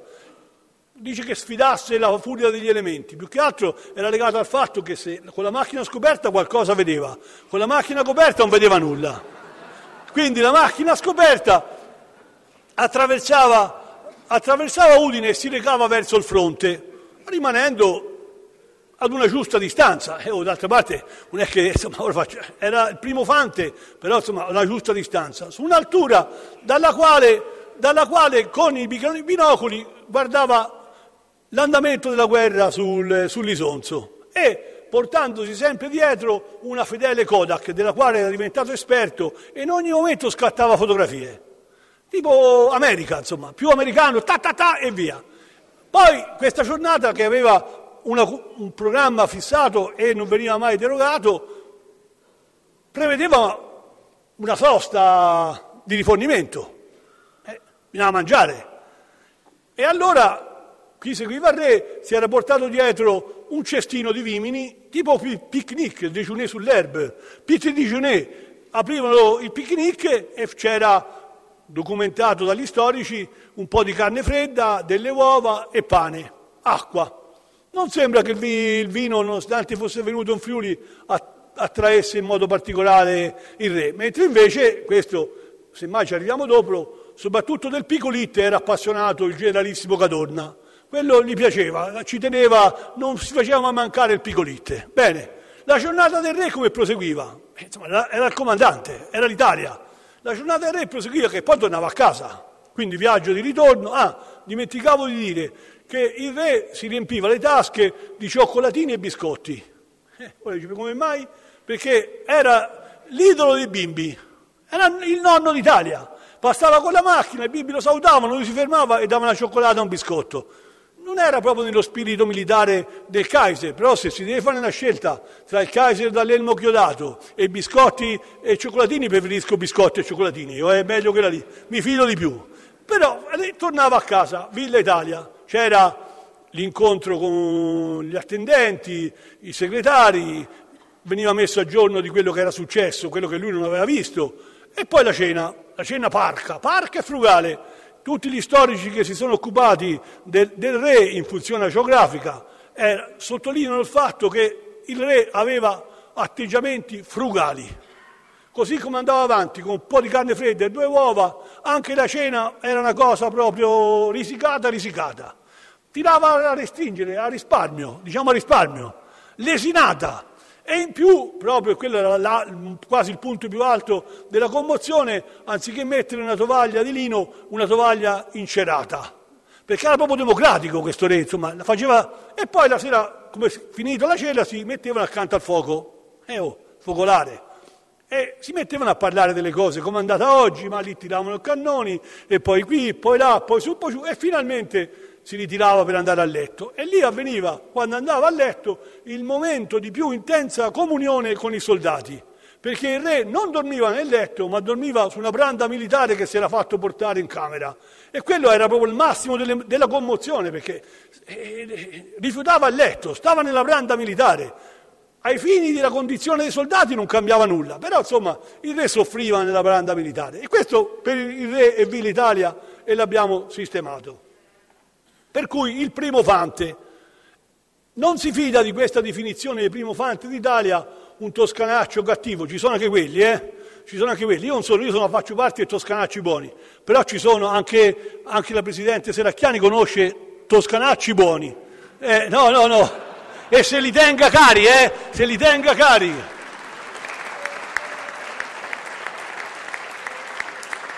Questo invece era un toscanaccio cattivo, Curzio Malaparte, ma poi ne troviamo anche un altro anche peggio di lui. Curzio Malaparte, quando scrive il libro che esalta Caporetto, se la prende col re. Era facile, ma che se lui era il primo fante d'Italia, l'ultimo chi era? Quello che moriva. Dice, ma che ci venite a raccontare? Fatela finita. Ma questo avveniva, lo ripeto, prima dell'8 settembre e quindi la favola del re soldato ci stava. Quando poi l'abbiamo messo alla prova, che la guerra l'ha conosciuta più da vicino, abbiamo visto che più che il lupo di Toscana lui si rivelò una lepre di Toscana, quando prese la strada che da Roma lo portò a pescare e poi a Brindisi. Quella fu una cosa che fece veloce. Però insomma questo dopo. Noi rimaniamo al re soldato, il re soldato, che nonostante insomma facessero tutti gli sforzi era costretto a portare dei cappotti che toccavano terra, insomma c'aveva questi difetti qui, ecco, e fece di Villa Italia il centro degli incontri internazionali. Chi veniva a Udine, l'abbiamo detto, presidenti della Repubblica Francese, Poincaré, re, principi, tutto quello che c'era in giro veniva portato poi a Villa Italia. Quello di cui si ricorda la presenza in modo particolare era, io credo che fosse il suocero del re, il re Nicola di Montenegro, che era un re inattendibile, insomma, rispetto ai crismi della monarchia, era più un pastore. Così almeno veniva definito un re pastore. Si ricorda perché arrivato a Villa Italia, questa villa sparì e per andarla a recuperare dovettero fare il giro delle osterie, dove ci si era infilato e teneva banco insieme agli avventori. Aveva trovato amicizie come se li avesse sempre conosciuti. E quello era Nicola di Montenegro. Si comporta diversamente, molto diversamente, il principe di Galles, ma si capisce. Era il principe di Galles e si dice che era molto elegante. Volevo vedere se non era elegante il principe di Galles. E questo siamo a Villa Italia. Ora invece passiamo l'ultima cosa su Villa Italia e così veniamo su un terreno che sarà grato al nostro Monsignor Arcivescovo, che anch'io ringrazio per le parole e gli auguri che ci ha fatto stamani. Coloro che parlano bene del re, molto bene del re, tra questi c'è il parroco di Torreano, intanto è una famiglia religiosa, soprattutto la regina quando veniva, il re insomma, e la regina andava a messa e poi soprattutto si comportò bene il re, un fece danni, mentre sempre il parroco di Torreano dice non altrettanto bene si comportarono i corazzieri, dei quali ci si ebbe a lamentare a cose fatte, quando l'ambiente di Torreano e ville vicine si riempì di figli di provenienza ignota e i costumi si allentarono. I corazzieri, tennero nome al loro ruolo, corazzieri furono e corazzieri si dimostrarono. Però arriviamo ora al comandante supremo, al generalissimo, il generale Cadorna. Il generale Cadorna invece prese dimora in città, anche se la prima dimora che scelse, o meglio che gli fu scelta, era una villa a Fagagna, che è una mena località, per quello che so io, una mena località dove si godeva il fresco d'estate, solo che c'era qualche problema relativo alla guerra, che non c'erano collegamenti telefonici, insomma qualche problema di andare a Fagagna a dirigere la guerra, e per cui ci rimase un paio di giorni e poi si trasferì a Udine. Piazza Patriarcato, ambienti dell'amministrazione provinciale e accanto, costruendo, non era ancora finito, Liceo Stellini. E ci fu l'arrivo insieme al generalissimo di tutto un corteo. Un corteo che si trasformò, nonostante fosse stato cinto da una palizzata che separava questo luogo dalla città, avrebbe dovuto dare il senso di un fortino militare, di una cittadella militare, lo trasformò in un ministero romano, con tutto quello che ne va di conseguenza. Per cui arrivarono di tutti, affaristi, appaltatori, venditori di fumo. Fu preso d'assalto questo Liceo Stellini, si riempì di trafficanti e ce n'era di tutti i tipi. Intanto bisogna tenere presente che la guerra fu un grande investimento, soldi ne girava come non erano mai girati e ogni giorno c'era qualcuno che andava a proporre un'invenzione nuova. Succede. Il settore sul quale si erano specializzati gli inventori erano le corazze, perché le corazze avrebbero dovuto mettere le fanterie in condizioni di difendersi dagli spari delle trincee, che avevano alterato l'andamento della guerra. Dalle trincee si sparava con le mitragliatrici e questi poveri fanti morivano a centinaia, a migliaia, a decine di migliaia. Quindi se si fosse trovata una corazza che resisteva alle pallottole, i fanti sarebbero potuti andare avanti. Per cui ci fu tutta una produzione di corazze e una vendita di corazze che non funzionarono. Anzi, alla fine peggiorarono le cose perché resero difficile l'avanzata dei fanti, praticamente erano quasi fermi di fronte al nemico. Però le corazze furono una specie di toccasana, un rimedio propagandato, dappertutto si fecero le corazze. Quelle più famose erano le corazze Pasubio, però nonostante questo nome altisonante non funzionarono. Se ne trova persino la pubblicità sulla Domenica del Corriere, insieme alla chinina Migone che garantiva la ricrescita dei capelli e alla ferrochina Bisleri che assicurava il tonico al fegato, c'erano le corazze Pasubio. O le compravano direttamente ai soldati, chi lo poteva, oppure venivano forniti dagli appaltatori. E il Liceo Stellini diventò appunto una fiera, definiamolo pure un souk arabo, dove c'era di tutto, ma guerra poca. E lo dice uno di loro, di quelli che frequenta questo ambiente, dice che la sensazione della guerra spariva, si era come in un'agenzia di affari pubblici. Lo dice il generale Marazzi, che era sconcertato di questo andamento. Però, vediamolo ancora, questo ambiente, il Comando Supremo, quello che era poi il cuore della guerra, della città capitale, da lì si decideva, dove si contava più che a Roma, il Comando Supremo aveva più peso del governo. Bene, questa villa dove siede Cadorna è in una località, ancora oggi si può vedere, ai margini di Piazza Primo Maggio, allora era Piazza Umberto, è una amena località, fresca, c'è una roggia che l'attraversa vicino, però la roggia diventa un problema se al di là della roggia c'è un giardino. E questo fu uno dei primi problemi che gli uomini del Comando Supremo dovettero risolvere. Costruire un ponte per superare la roggia e consentire al Comandante Supremo di uscire dalla villa, passare la roggia e andare nel giardino, dove aveva la passione di coltivare fiori, che è una passione nobile. E quindi coltivava fiori, ma non solo, per rendergli più dolce la permanenza, gli furono portati nel laghetto 4 cigni, che erano una compagnia abituale del Comandante Supremo, il generale Cadorna. Benissimo. In più, dalla roggia, superata la roggia, poteva imboccare la salita che lo portava al castello e quindi qui la cosa si faceva più interessante perché attraverso un sistema di binocoli, cannocchiali, dal castello si riusciva a vedere in lontananza il fronte. Per cui alla fine casa e bottega, usciva di casa, saliva al castello e tornava giù. E così passavano le giornate del Comandante Supremo.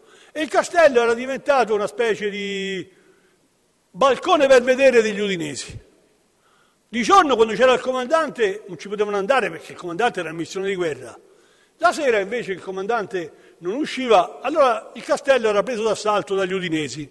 E lo racconta lo scrittore Gabriele Baldini, o Antonio Baldini, forse Antonio Baldini. Vabbè, Baldini mettiamolo sicuro. Lo scrittore Baldini, romagnolo, quello sono sicuro, che si trova a Udine, uno dei tanti che viene a Udine, e racconta cosa avviene la sera, nelle serate d'estate. Ieri sera, che era una bellissima serata, come spesso Udine ci dà, salimmo al castello e c'era una rampiena di gente.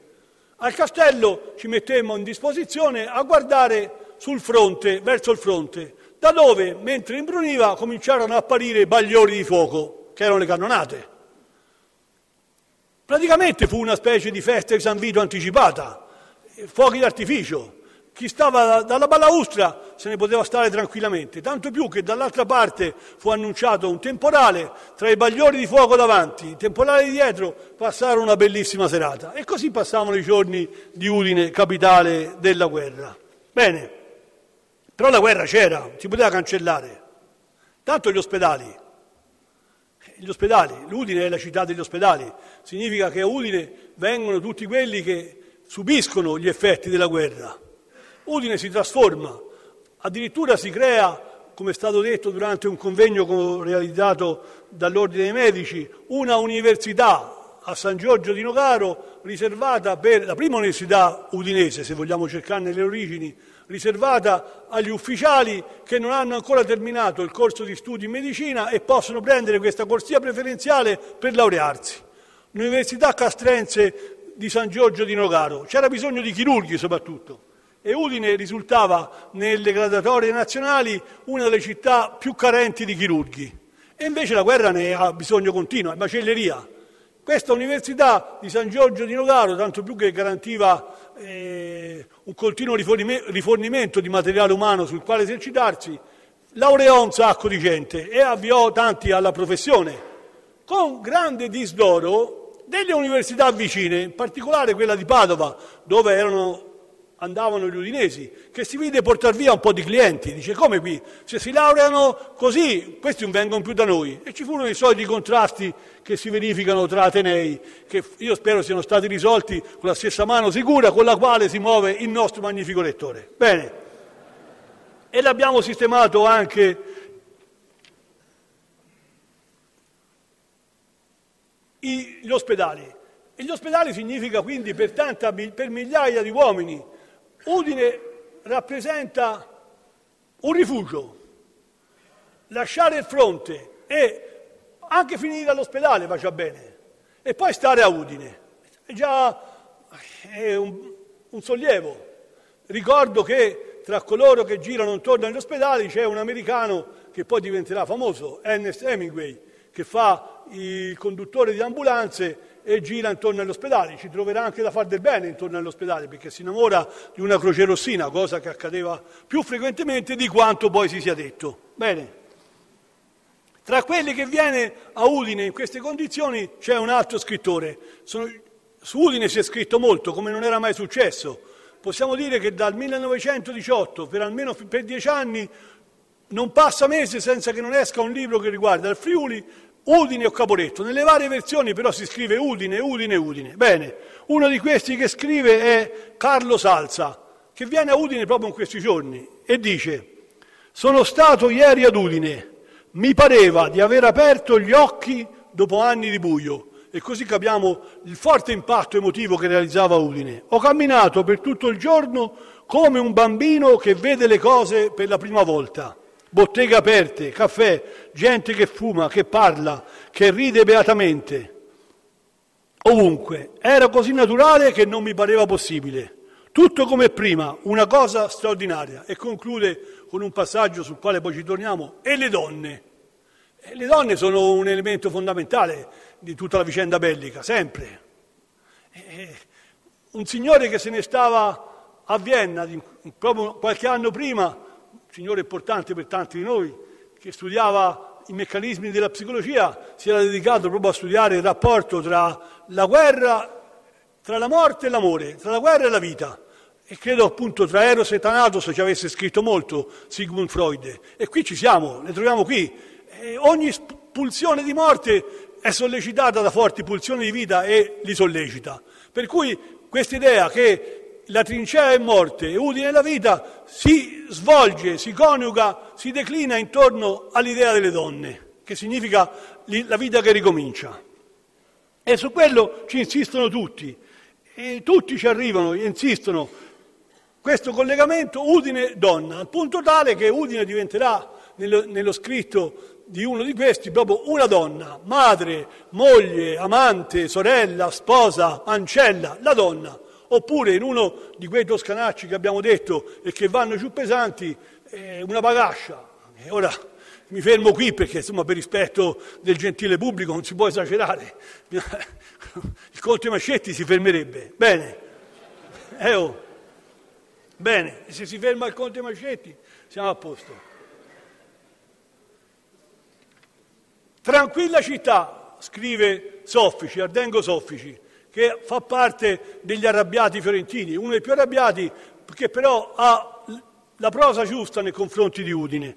Tranquilla città militare, cuore della guerra, il motto scritto dappertutto è qui serenità. Non c'è un viso che riveli ansia. Chi si riposa a Udine è un riposo in vero senso, incrocio di strade, si può dondolarsi nell'ozio, sprofondare nella fatuità dell'ottimismo di sosta e di intermezzo. E conclude, a Udine si può amare una donna. Mario Puccini, scrittore toscano-marchigiano, che scrive molto su Udine e sul Friuli. Io, dietro ogni uscio che si apre, immagino una fausta movenza di carni giovani, sento la gioia, è la vita che risorge, è la vita che rinasce. E tutta questa Udine, che è la Udine poi che i giornalisti che stazionavano al caffè d'Orta, del quale ormai non c'è più traccia, un caffè che si trovava all'inizio di via Mercato Vecchio, lato Portici, e che era il centro di raccolta di tutto il giornalismo che stazionava a Udine. Significa tutti quelli che non c'avevano nulla da fare andavano al caffè d'Orta, ci arrivavano i generali e raccoglievano dai generali le notizie e era diventato il trincerone. Fare trincea al caffè d'Orta e le notizie le mandavano ai giornali dal caffè d'Orta, era le cronache del caffè d'Orta. È un bel luogo sicuramente il caffè d'Orta, non c'è dubbio. E dal caffè d'Orta, questo regno del caffè d'Orta finisce con Caporetto, col disastro militare.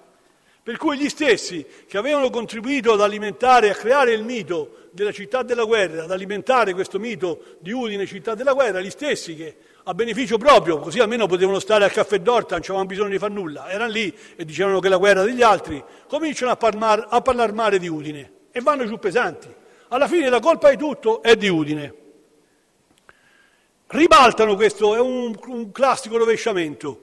Non è che guardano le loro responsabilità, come dirà Prezzolini, siete voi responsabili che avete dato credito a tutte le chiacchiere che vi dicevano, siete voi che avete alimentato l'inganno. No, l'inganno viene da Udine, dai generali, dai luoghi, e ognuno ci mette del suo, al punto che il Mario Puccini che abbiamo trovato, che andava a cercare le strade, le case di via Giovanni da Udine, vedere se appariva una sirena, dice Udine città piena di imboscati e di puttane.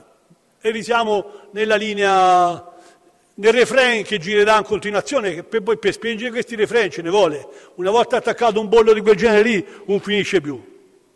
E Udine diventa la sentina di tutte le nequizie, un bordello a cielo aperto.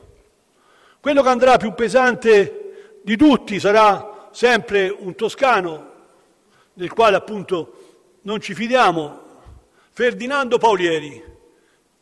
E a Firenze forse si sarebbe espresso in maniera diversa, però essendo qui è come essere in colonia, vanno giù pesanti e chiama Udine Sodoma, la città del piacere Sodoma, al punto tale che dice, dopo il disastro di Santo Osvaldo, quando scoppiano il deposito militare che distrugge il quartiere e mette in crisi la città, che quello è il castigo di Dio, è Dio che l'ha mandato per punire Udine come Dio a sua volta, il Dio degli ebrei, aveva punito Sodoma, e Sodoma per quello che l'Udine era diventato, e dice, la città faceva spavento.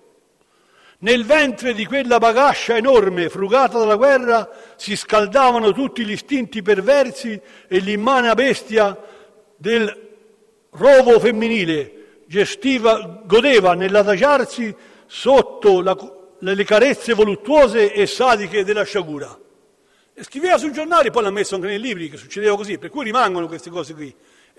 Pesante, decisamente pesante, una connotazione negativa, ma diciamo anche ingiusta, e non perché lo diciamo perché c'è un'operazione di captatio benevolenza, siamo qui tutti dati noi, bisogna fare... Io non c'ho da essere eletto, quindi sono a posto. No, ingiusta dal punto di vista storiografico, una forzatura, tanto più che se proprio volessimo andare a ragionare, nella serie degli utilizzatori, non finali, quelli che abbiamo conosciuto qualche anno fa, l'utilizzatore finale, degli utilizzatori di questa bagasceria, il Paulieri c'era nella catena, e c'erano tutti, ognuno ne approfittava per conto suo. Poi una volta arrivati al dunque la scaricavano sugli altri. Questa storia di Sodoma, i fiorentini è bene prenderli a piccole dosi, lo dico io che sono di Lucca e non abbiamo un grande rapporto con i fiorentini. Bene, cerca di rispondere, ho 5 minuti, 5 minutes, come fa? Un selfie, bene. Questa storia di Sodoma crea scompiglio a Udine, un'umiliazione, e cercano di rispondere. Uno che risponde sarà il Del Bianco, l'autore dei libri sulla storia del Friuli. E risponde, però finisce per dar ragione a Paulieri, perché per difendersi va sul terreno di Paulieri e comincia a dire: ma d'altra parte che dovevano fare? Erano giovani, le donne erano tante, poi erano venute di fuori, non erano di qui, erano venute di fuori, no, le nostre stavano in casa. E alla fine non la smonta questo ragionamento, perché non ne coglie il senso di quello che è il rapporto tra il soldato e la gioia di vivere, rappresentata in questo caso dalle donne. Per andare fuori e arrivare a capire le cose, forse è ancora meglio quel Baldini che abbiamo citato, e ora vi garantisco che si chiamava Antonio. Per lui Udine era buona e brava, una madre, un'amica, una sposa fedele, e si rivolge a Udine proprio in un rapporto filiale. Ti porti magnificamente, o buona città, hai delle case di semplice aspetto che possono far pensare con tenerezza a molte altre case più lontane. Affetto.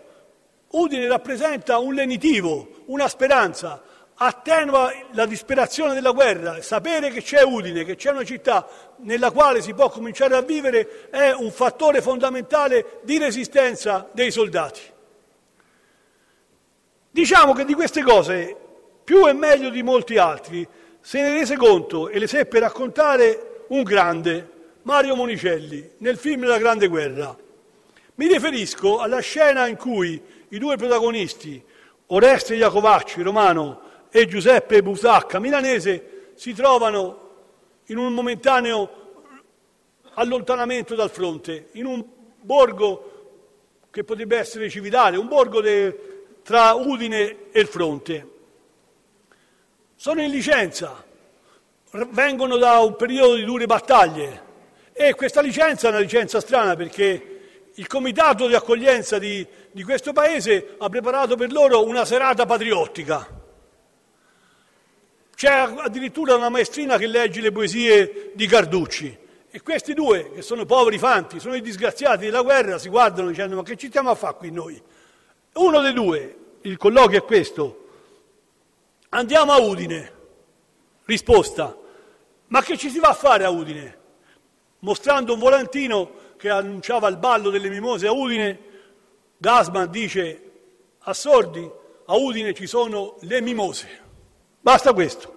Fiore primaverile per eccellenza, la mimosa è simbolo di purezza, freschezza, dolcezza e tenerezza, che è quello per cui quello che sentono, vedono, pensano, immaginano i soldati di Udine. Purezza, freschezza, dolcezza e tenerezza. Un grande bisogno di tenerezza, che è quello di umanità, che è quello che Ungaretti seppe esprimere attraverso il suo grande libro.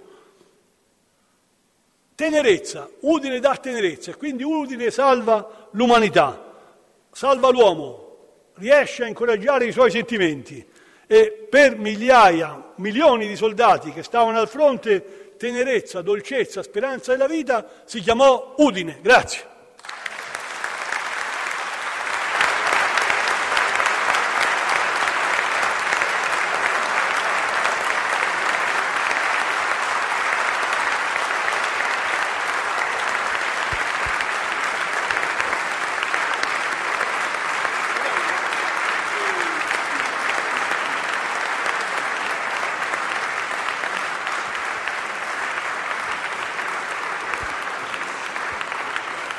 Grazie Umberto, questo applauso appunto testimonia quanto è stato diciamo, simpatico, e con questo taglio molto particolare che ha voluto dare. Quindi grazie molte, e siamo in ritardo, l'avete capito tutti. Adesso abbiamo l'intermezzo musicale. Io, nonostante il lungo elenco dei ringraziamenti, prima ho dimenticato di ringraziare il coro del conservatorio, e quindi io lo ringrazio adesso, e quindi adesso abbiamo appunto i ragazzi del Tomadini di Udine.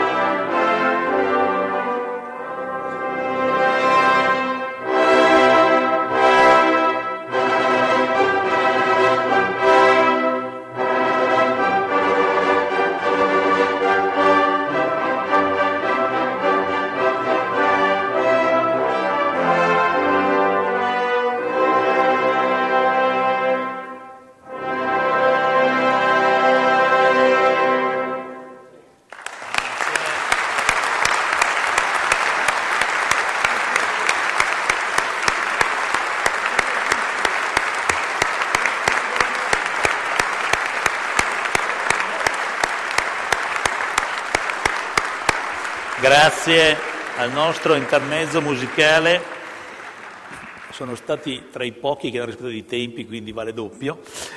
Allora, adesso ho il piacere di dare la parola al nostro Presidente della Regione, Friuli Venezia Giulia, a cui do la parola. Vi preannuncio che abbiamo 4 doni per i nostri 4 relatori esterni e quindi quando termineranno avrò piacere di dare il mosaico del nostro Ateneo. Prego.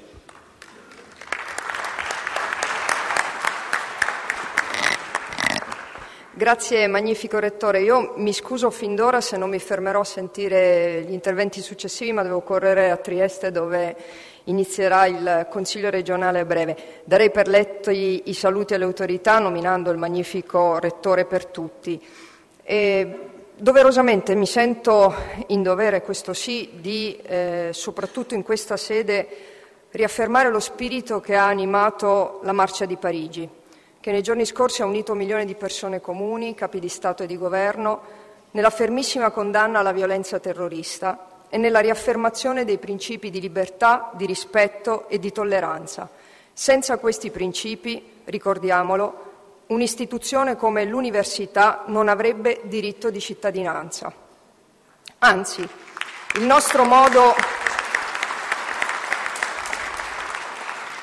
modo di intendere e condurre la vita associata e le forme statuali maturate in Occidente deve molto alla concezione antidogmatica del sapere quale si è venuta precisando a partire dal Medioevo, nella pratica della libertà dell'insegnamento e nell'autonomia delle università. Dunque vorrei indirizzare a voi il riconoscimento che va a coloro che sono avanguardia nella tutela e propugnazione dei diritti su cui si reggono le nostre comunità e su cui è stata costruita l'Europa.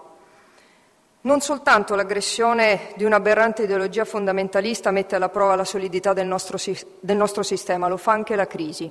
È una crisi perdurante, è una crisi economico-finanziaria, sociale, culturale, politica, etica, cui si accompagna una crescente marginalità economica dell'Europa, una forte sfiducia nell'Unione Europea, nella moneta unica, aumentano gli egoismi nazionali, le miopie politiche, c'è un pericolo di guerra ai nostri confini, penso all'Ucraina. Ciò nonostante siamo chiamati come non mai e proprio oggi, proprio in questo momento, proprio in questo periodo storico, a ritrovare fiducia nella capacità di ripresa del nostro Paese, nella nostra competitività territoriale. Penso alle imprese che hanno alto contenuto di conoscenza, a quelle imprese che sono capaci di investire in innovazione, creatività, internazionalizzazione e che sono bisognose di capitale umano e di capitale finanziario. Penso alle infrastrutture, alla cultura, al turismo sostenibile, che necessitano semplificazione, trasparenza e anticorruzione e che pretendono, giustamente, un taglio e un riorientamento delle spese improduttive. Però per ripartire è necessario anche ripartire dalla centralità della persona, accrescere le competenze delle persone, accompagnarle nella ricerca di un posto di lavoro, ridurre drasticamente quella che è diventata una vera e propria emergenza nazionale, la disoccupazione giovanile, attraverso l'informazione, la formazione, lo studio, l'avviamento al lavoro. La Regione fa la sua parte, giocando a Roma e sul territorio le grandi partite finanziarie. Tocco solo per titoli alcuni grandi impegni che abbiamo in qualche modo raggiunto nello scorso anno. Penso all'accordo sottoscritto con il Ministro Padoan, penso alle riforme degli enti locali, della sanità, della cultura, penso all'azione riformatrice che abbiamo messo in atto negli strumenti a supporto del sistema industriale, al rilancio impresa fra tutti. Penso alla riorganizzazione del sistema delle partecipate, ancora prima che ci venisse chiesto dal Governo centrale, Friuli, Mediocredito, Informest. Penso anche ai processi che abbiamo attivato di riorganizzazione di istituti importanti come il sincrotrone di Trieste. Vengo ora al sistema integrato della conoscenza, perché noi abbiamo puntato a 2 paletti fondamentali. Il primo, la integrazione di un vero sistema regionale delle nostre università, cioè delle università degli studi di Trieste e di Udine, Sissa, dei conservatori. Sono il vero motore di sviluppo socio-economico del territorio, di inclusione, coesione e sviluppo sociale e vorremmo appunto che nell'altro paletto strategico, e cioè nell'alleanza con le aree di ricerca, con i poli tecnologici, con le imprese, si rafforzasse la nostra centralità e la nostra competitività territoriale. Do immediatamente risposta ad una delle richieste che il magnifico Rettore ha presentato all'amministrazione regionale e a voi tutti oggi nel suo intervento. Con la legge regionale 2 del 2011 è stata costituita una conferenza del sistema universitario che ha funzioni di impulso e di proposta. Questa conferenza è stata ricostituita venerdì scorso e la ricostituzione della conferenza è proprio funzionale a quello che chiedeva il magnifico Rettore, che devo dire chiede anche il magnifico Rettore dell'Università di Trieste e la Sissa.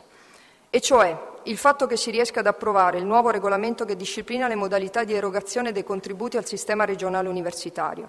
Il regolamento prevede che la ripartizione dei fondi verrà definita dal programma triennale che dovrà essere presentato alla conferenza e approvato dalla Giunta regionale. Una quota di contributo, come annunciato, sarà riservata alla perequazione dei finanziamenti del Ministero, cui comunque la Regione non può e non deve sostituirsi né supplire. Non ripeterò gli sforzi che sta conducendo il Ministero dell'Istruzione, dell'Università e della Ricerca e il sistema intero universitario nazionale a livello nazionale attraverso l'implementazione del fondo di finanziamento ordinario per quanto riguarda la quota premiale, il finanziamento contenuto nella legge di stabilità di 150 milioni a partire dal 2015, integralmente caricati sul premio di merito. Ricordo, e solo cito, il recentissimo dispositivo di legge che consente il reintegro al 100% nel turnover dei ricercatori a tempo determinato. Venendo però al nostro territorio, nel giugno 2012 gli Atenei di Trieste e di Udine e poi nel luglio del 2013 Sissa hanno sottoscritto un accordo di modello federativo. Se da un lato è giusto che la Regione apponga dei correttivi alle lacune storiche, non bisogna però arretrare rispetto a questo obiettivo, che è coerente con le buone pratiche e la finalità di moltiplicare i risultati mettendo a sistema le eccellenze. Dunque, il fondo di funzionamento ordinario regionale dovrà essere utilizzato in funzione di un innovato patto sistemico tra le università e la Regione in una logica di sistema ed è per questo, come ricordava il magnifico Rettore, che nella legge finanziaria 2015 c'è un importo di ulteriori 800.000 euro per il sistema universitario regionale con particolare riguardo alle sedi di Gorizia e di Pordenone. Sostenere la ricerca, la didattica e la trasmissione della conoscenza contribuisce alla crescita competitiva delle nostre imprese, contribuisce alla qualità della vita collettiva, costituisce al tempo stesso opportunità di lavoro e di ricerca e quindi in questo senso aggiungo a quanto già citato dal magnifico Rettore che l'amministrazione regionale sta lavorando alla strategia di specializzazione intelligente, finalizzata all'innovazione dei sistemi produttivi e alla contestuale valorizzazione del sistema scientifico e lo sta facendo anche grazie all'intervento degli Atenei regionali che stanno dando un forte contributo alla costruzione del quadro strategico regionale, soprattutto nella definizione dei contenuti delle aree di specializzazione intelligente. Più nello specifico, nell'ambito del programma del Fondo Europeo di Sviluppo Regionale FESR, il cui documento è in fase di avanzata negoziazione con la Commissione europea, si prevede una linea di finanziamento per oltre 30 milioni di euro per finanziare progetti di ricerca e sviluppo in collaborazione tra università o enti di ricerca e imprese regionali in ambiti quali l'economia del mare, le tecnologie per gli ambienti di vita e il bio con tutte le sue declinazioni, biotech, bio-ICT e biomed. Infine, nel programma operativo del Fondo Sociale Europeo FSE, approvato dalla Commissione Europea il 17 dicembre del 2014, sono previste tra le priorità di intervento il miglioramento della qualità e dell'efficacia dell'istruzione superiore, nonché la collaborazione con le imprese e il sistema scientifico in ambiti coerenti con la specializzazione intelligente regionale. Le risorse dedicate all'alta formazione saranno destinate al sostegno di dottorati di ricerca attraverso il raccordo tra le università e le imprese, al sostegno della mobilità internazionale in un'ottica di internazionalizzazione dei percorsi formativi e di attrattività internazionale degli istituti universitari e di ricerca. Si quantifica in uno stanziamento annuale dell'ordine di oltre 2 milioni di euro con gestione direttamente in capo agli Atenei regionali.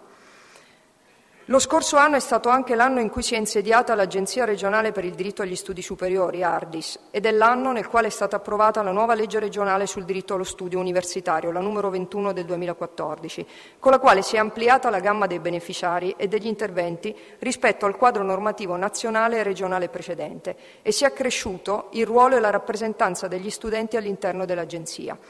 Significative sono le risorse finanziarie destinate al diritto allo studio. Per le borse di studio sono stati assegnati all'Ardis nel 2014 oltre 6,7 milioni di euro, che aggiunti agli introiti della tassa per il diritto allo studio universitario hanno consentito la copertura del 100% del fabbisogno degli studenti aventi diritto alle borse di studio e analoghe previsioni sono a bilancio 2015. Le risorse regionali destinate all'Ardis per il funzionamento dei servizi, pari a 3,8 milioni di euro nel 2014 e 3,5 milioni nel 2015, hanno permesso l'erogazione di un ottimo servizio di ristorazione abitativo a tariffe concorrenziali rispetto a quelli delle altre regioni. Complementari e non meno importanti saranno però anche gli interventi di edilizia nelle case dello studente. Oltre alle nuove case dello studente realizzate negli ultimi anni, in primo luogo la casa dello studente del campus De Rizzi, nella legge finanziaria 2015 sono stati stanziati 2,3 milioni di euro per i lavori di manutenzione straordinaria e di miglioramento dell'efficienza energetica della residenza universitaria di Viale Ungheria, quale anticipazione al finanziamento nazionale.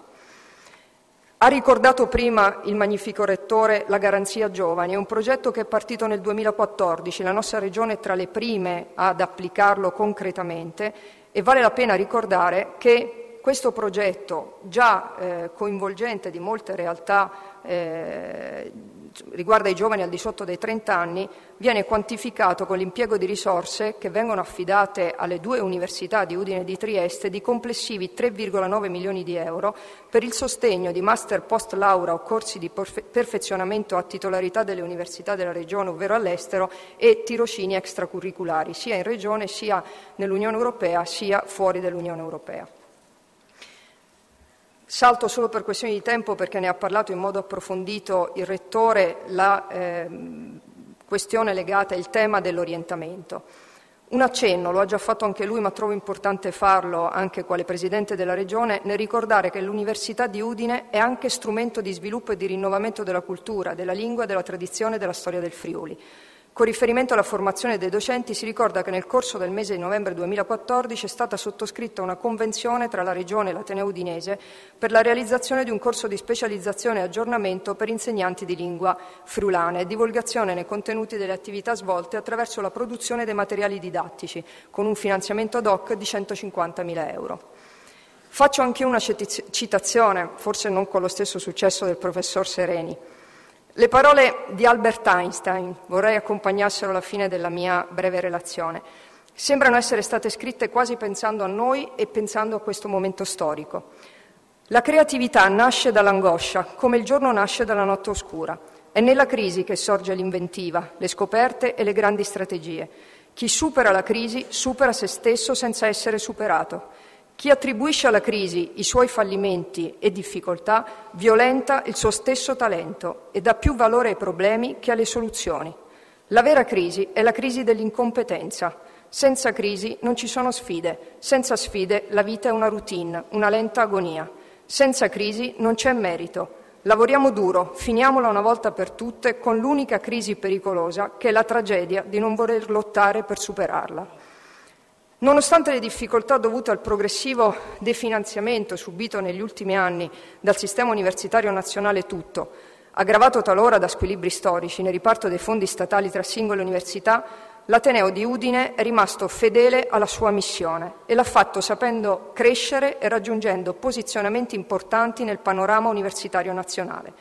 Di questo credo si debba dare atto, magnifico Rettore, alla qualità dei docenti e dei ricercatori che hanno incarnato i valori e le ambizioni di un Ateneo internazionale, al personale tecnico, amministrativo e bibliotecario, estremamente reattivo e dinamico rispetto alle sfide che i continui cambiamenti normativi hanno prodotto, e alle generazioni di studenti che hanno lasciato un'impronta significativa con il loro passaggio. Tutto ciò ci dà forza e fiducia e costituisce un esempio per tutta la comunità del Friuli. Grazie.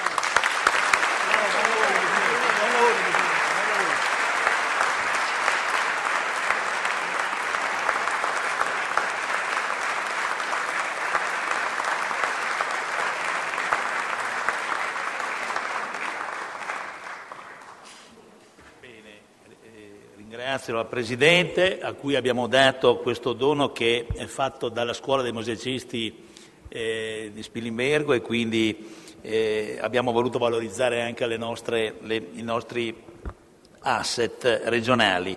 Adesso la parola al nostro Presidente dell'ANVUR, professor Stefano Fantoni. Grazie, prego.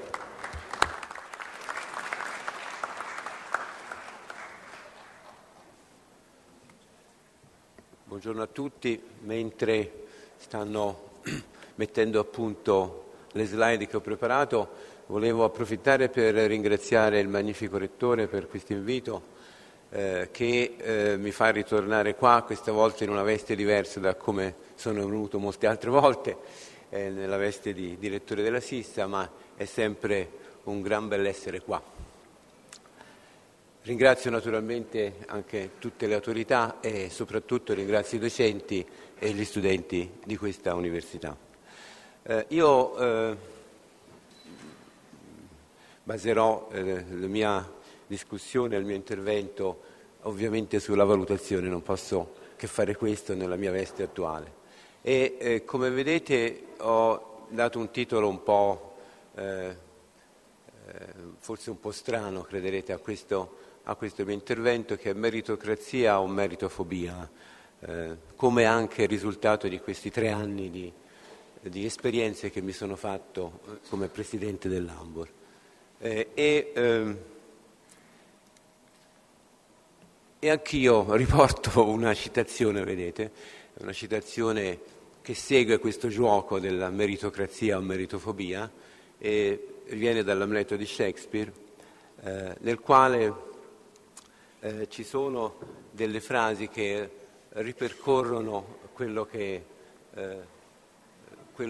è il senso anche della prima parte di questo mio contributo, ovverosia, vedete che il grande Shakespeare si riferisce al fatto, in questa breve citazione, al fatto che il merito può essere in qualche modo calpestato da chi il merito non lo vuole, e purtroppo succede anche che chi il merito rivendica, a volte per paura del dopo, può non rivendicarlo sufficientemente, con conseguenze nefaste, secondo me, per quello che succederà. Ecco, detto questo, che tipo cosa intendo per meritofobie? Le meritofobie a cui ho assistito sono meritofobie di varia natura. C'è chi è contrario al merito per ideologia, per ragioni di principio. C'è chi invece non è apparentemente contrario al merito, ma rivendica il fatto il merito sì, ma insomma va applicato bene, diciamo. Oppure insomma sono stato io a farlo, solo io, insomma, è tutto quello che rientra in quello che a volte è stato chiamato come benaltrismo. Ci vuole ben altro per assicurare il merito. E quindi io credo che ci sono vari aspetti che in qualche modo sono venuti soprattutto fuori discussi ed emersi da una componente, da una parte, devo dire, minoritaria di quello che è il mondo accademico, però molto rumorosa.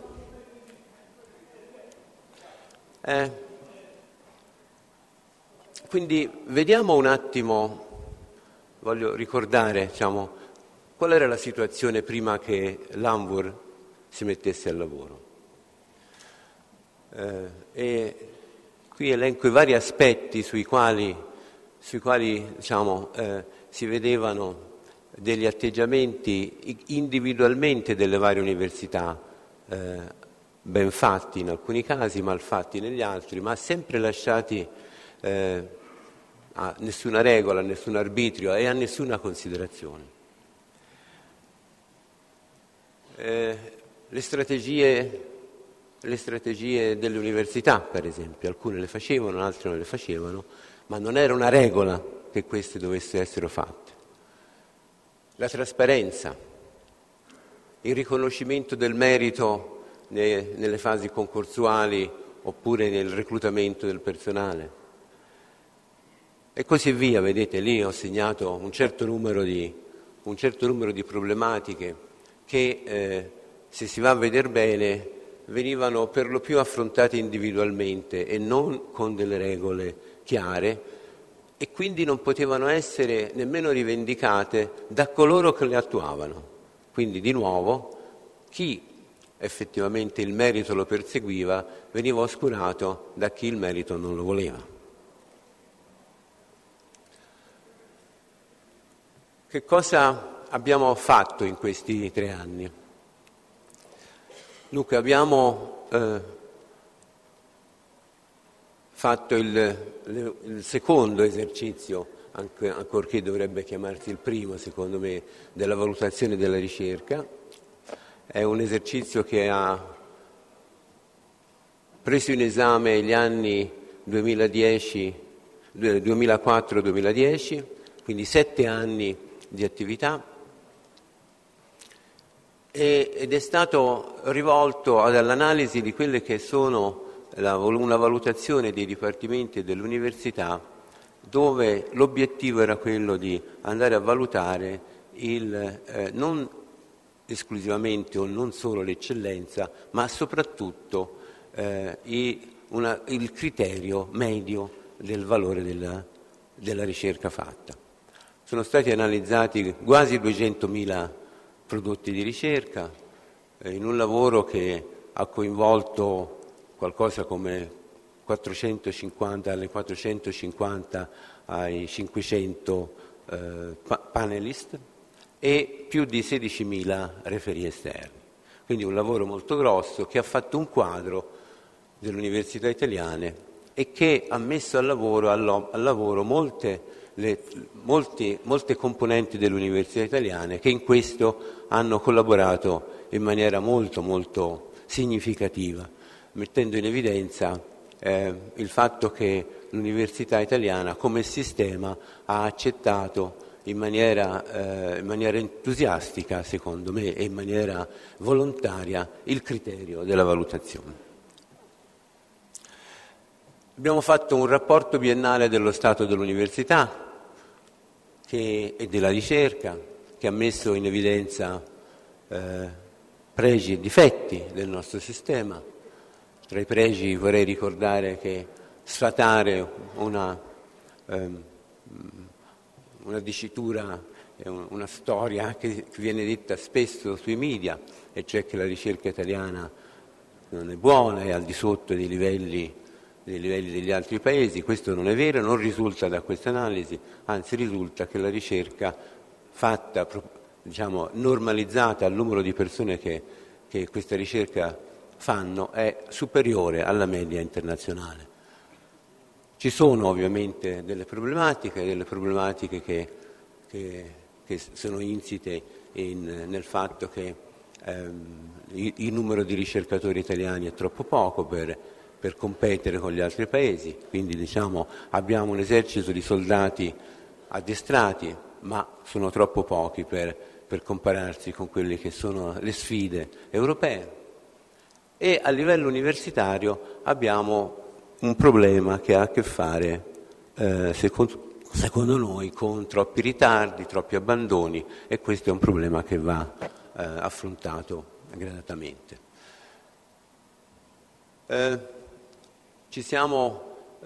Abbiamo cominciato a lavorare sulla valutazione delle procedure universitarie, abbiamo cominciato a fare delle visite alle università, ne abbiamo già fatte 3 e continueremo quest'anno.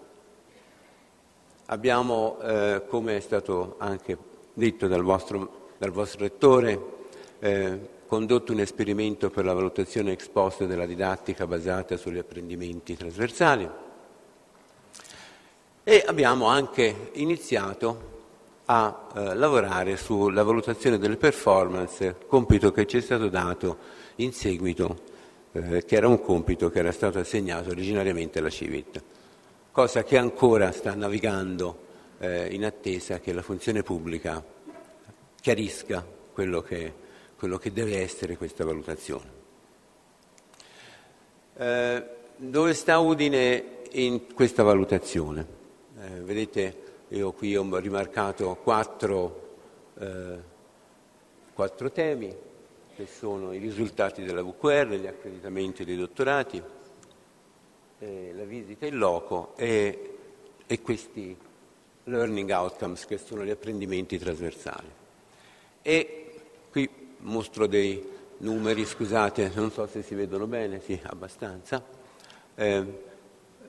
Ripeto quello che ha detto il vostro lettore, vedete i verdi, le caselle verdi si riferiscono a quelle aree nelle quali la vostra università è al di sopra della media, è un risultato molto buono e mette Udine tra le università di media grandezza nelle primissime posizioni. Io credo che questo sia un argomento molto importante, perché significa che state lavorando bene, secondo l'Anvur, in quello che è l'attività di ricerca. Questa è la ricerca. Le righe si differenziano nelle varie aree, si va dalla 1 alla 14, come vedete, e, insomma, la prima è la matematica, poi viene la fisica, insomma, e così via, fino all'ultima, alla 14ª, che è la sociologia. E in questo vedete che anche le percentuali dei lavori eccellenti sono molto buoni, che significa non solo Udine va bene nel soddisfare la qualità media, ma anche nella percentuale di eccellenza, e le percentuali dei lavori mancanti è molto bassa, quindi i fannulloni, come si direbbe, sono pochi, sono al di sotto della media nazionale. Dottorati, avete 9 dottorati a quello che ci risulta, tutti sono stati accreditati e anche qua la situazione è molto buona.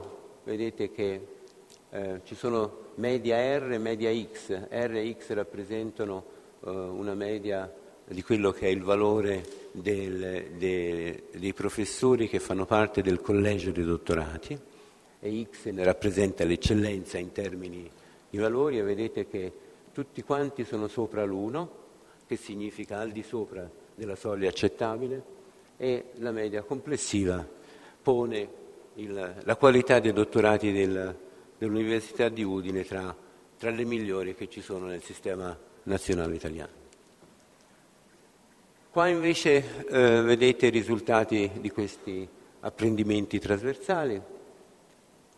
Vedete che, se andate a vedere sotto la colonna P, che significa partecipazione degli studenti, leggete un 64%, che è la più alta di tutte le 12 università sulle quali è stata fatta la sperimentazione, e i risultati pongono, come vedete, Udine tra le primissime e certamente al di sopra della media delle università. Quindi diciamo, anche da questo punto di vista mi pare che sia sulla didattica che sulla ricerca l'Università di Udine stia lavorando bene. Fra l'altro vorrei dire che, anche riprendendo alcuni inviti che il vostro rettore ha fatto sulla necessità di andare avanti su un'università che si collega maggiormente con le risposte e con le domande della società, e quindi con il posizionamento,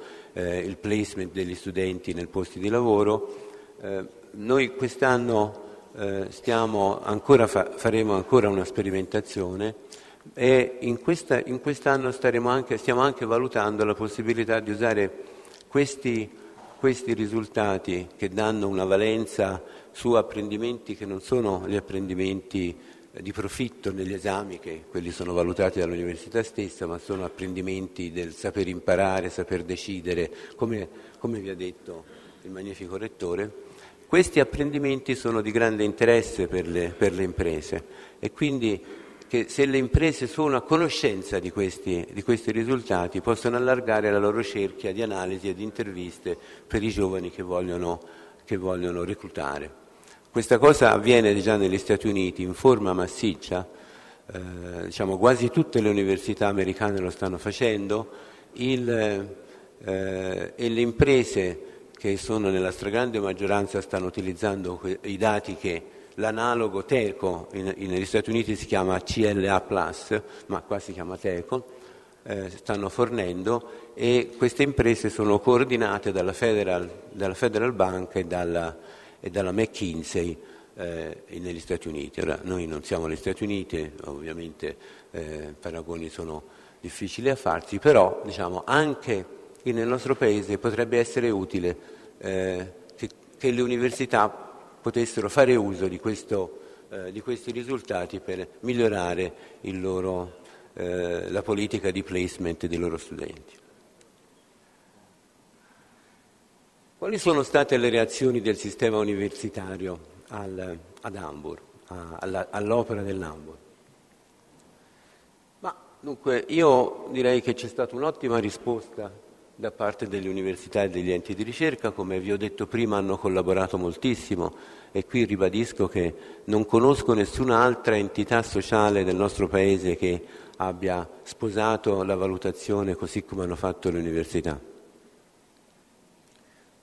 E ne ho anche ricavato un largo riconoscimento, soprattutto dalla parte sana dell'università stessa, in termini dell'uso di quelli che sono i risultati di questa valutazione hanno dato in termini di governance, come avete sentito e come ho sentito io stesso dal vostro rettore.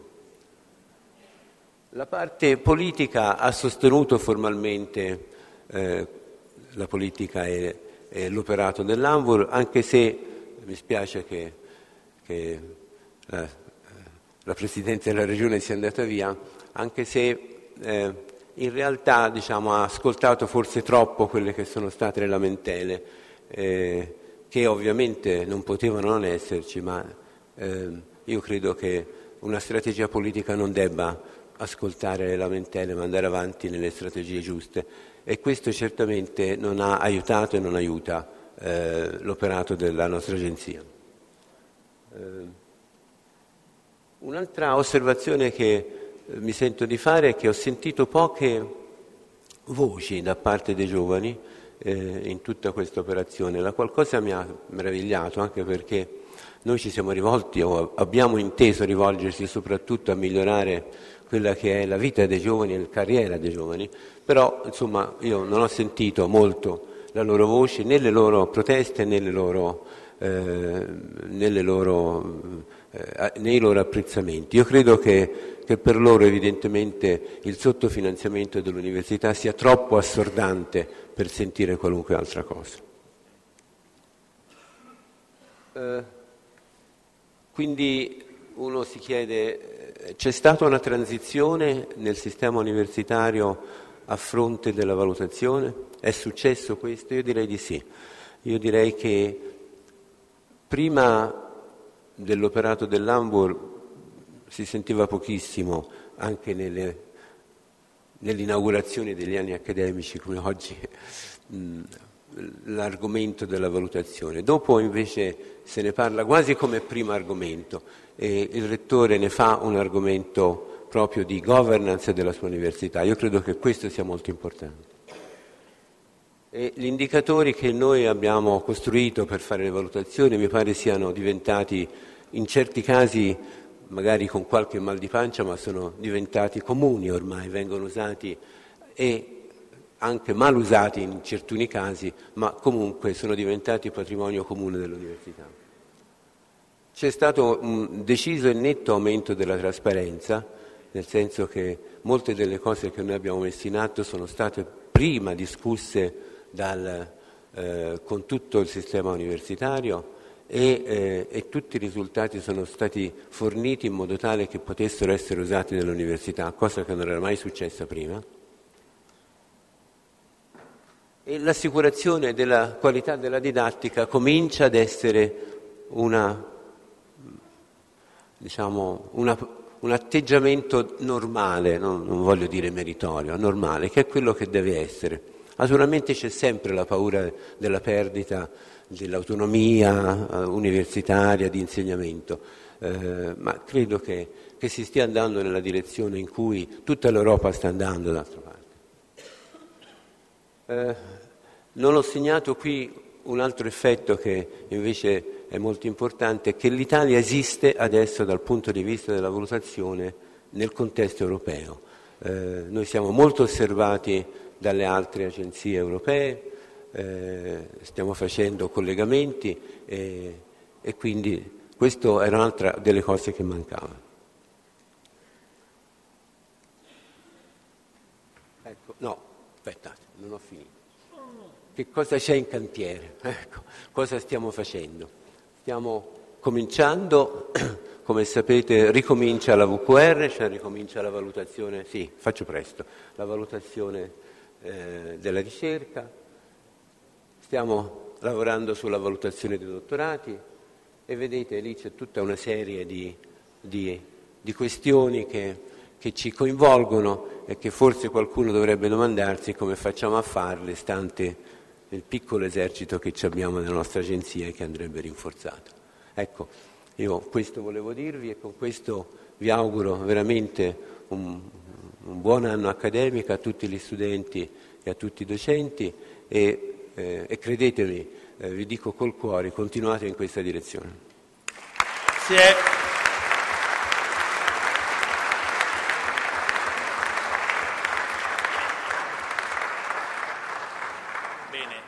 Adesso invito il direttore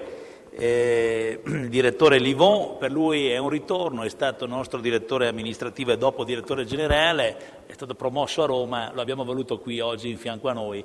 Lo ringrazio anche perché domani mattina alle 8:30 faremo un seminario con lui, con tutti quanti i capi area, perché dovrà spiegarci bene alcuni dettagli importanti della macchina pubblica. Grazie Daniele. Grazie. Grazie, buongiorno, bentrovati a tutti. Ovviamente è con particolare piacere che io partecipo all'inaugurazione di questo anno accademico. Per aver lavorato per molti anni presso l'università credo sia un privilegio per me. Cerco di essere più breve possibile, so che siamo andati molto lunghi con i tempi, so che ci sono argomenti molto interessanti, so che domani approfondiremo altri argomenti. Quindi ringrazio per questo invito. In cui cercherò di fornire una fotografia o tracciare una linea che per me è abbastanza semplice rispetto al sistema universitario italiano. Credo che sia tutt'altro che semplice, viceversa, dare una risposta soddisfacente alle vostre domande o rispondere esattamente come voi vorreste che io rispondessi. Questo è assolutamente molto più difficile. Quindi cercherò in questo breve intervento di dare qualche elemento di carattere generale per non annoiare chi non conosce puntualmente le dinamiche del sistema universitario, però tuttavia alcune brevi riflessioni credo siano importanti anche alla luce dell'intervento di chi mi ha preceduto e soprattutto della presentazione da parte del magnifico Rettore. Mi vorrei soffermare quindi su una visione il più onesta e reale possibile del nostro sistema universitario che è in un periodo che forse dura da troppi anni, in cui tutto è cambiato radicalmente, questo è vero, e in cui complessivamente per l'Università degli Studi di Udine, questo è oggettivo, le cose comunque sono migliorate e questo è un dato di fatto. È fuori dubbio inoltre che dal punto di vista finanziario il nostro sistema universitario è in difficoltà, emerge chiaramente sia se facciamo un confronto temporale rispetto agli anni passati, lo ha fatto il Rettore nella sua presentazione, sia se facciamo e forse ancora di più un confronto a livello internazionale. L'auspicio che questo trend si interrompa è altrettanto condivisibile, però è altrettanto chiaro che questa situazione della finanza pubblica del nostro Paese era nota da anni, quindi non è una sorpresa e quindi con questo dovremo a che fare nei prossimi anni, sicuramente. Lo dico con preoccupazione da un lato, ma anche con estrema serenità, soprattutto in un contesto come questo, in un contesto in cui la gente è abituata a fare con ciò che ha e possibilmente a migliorare.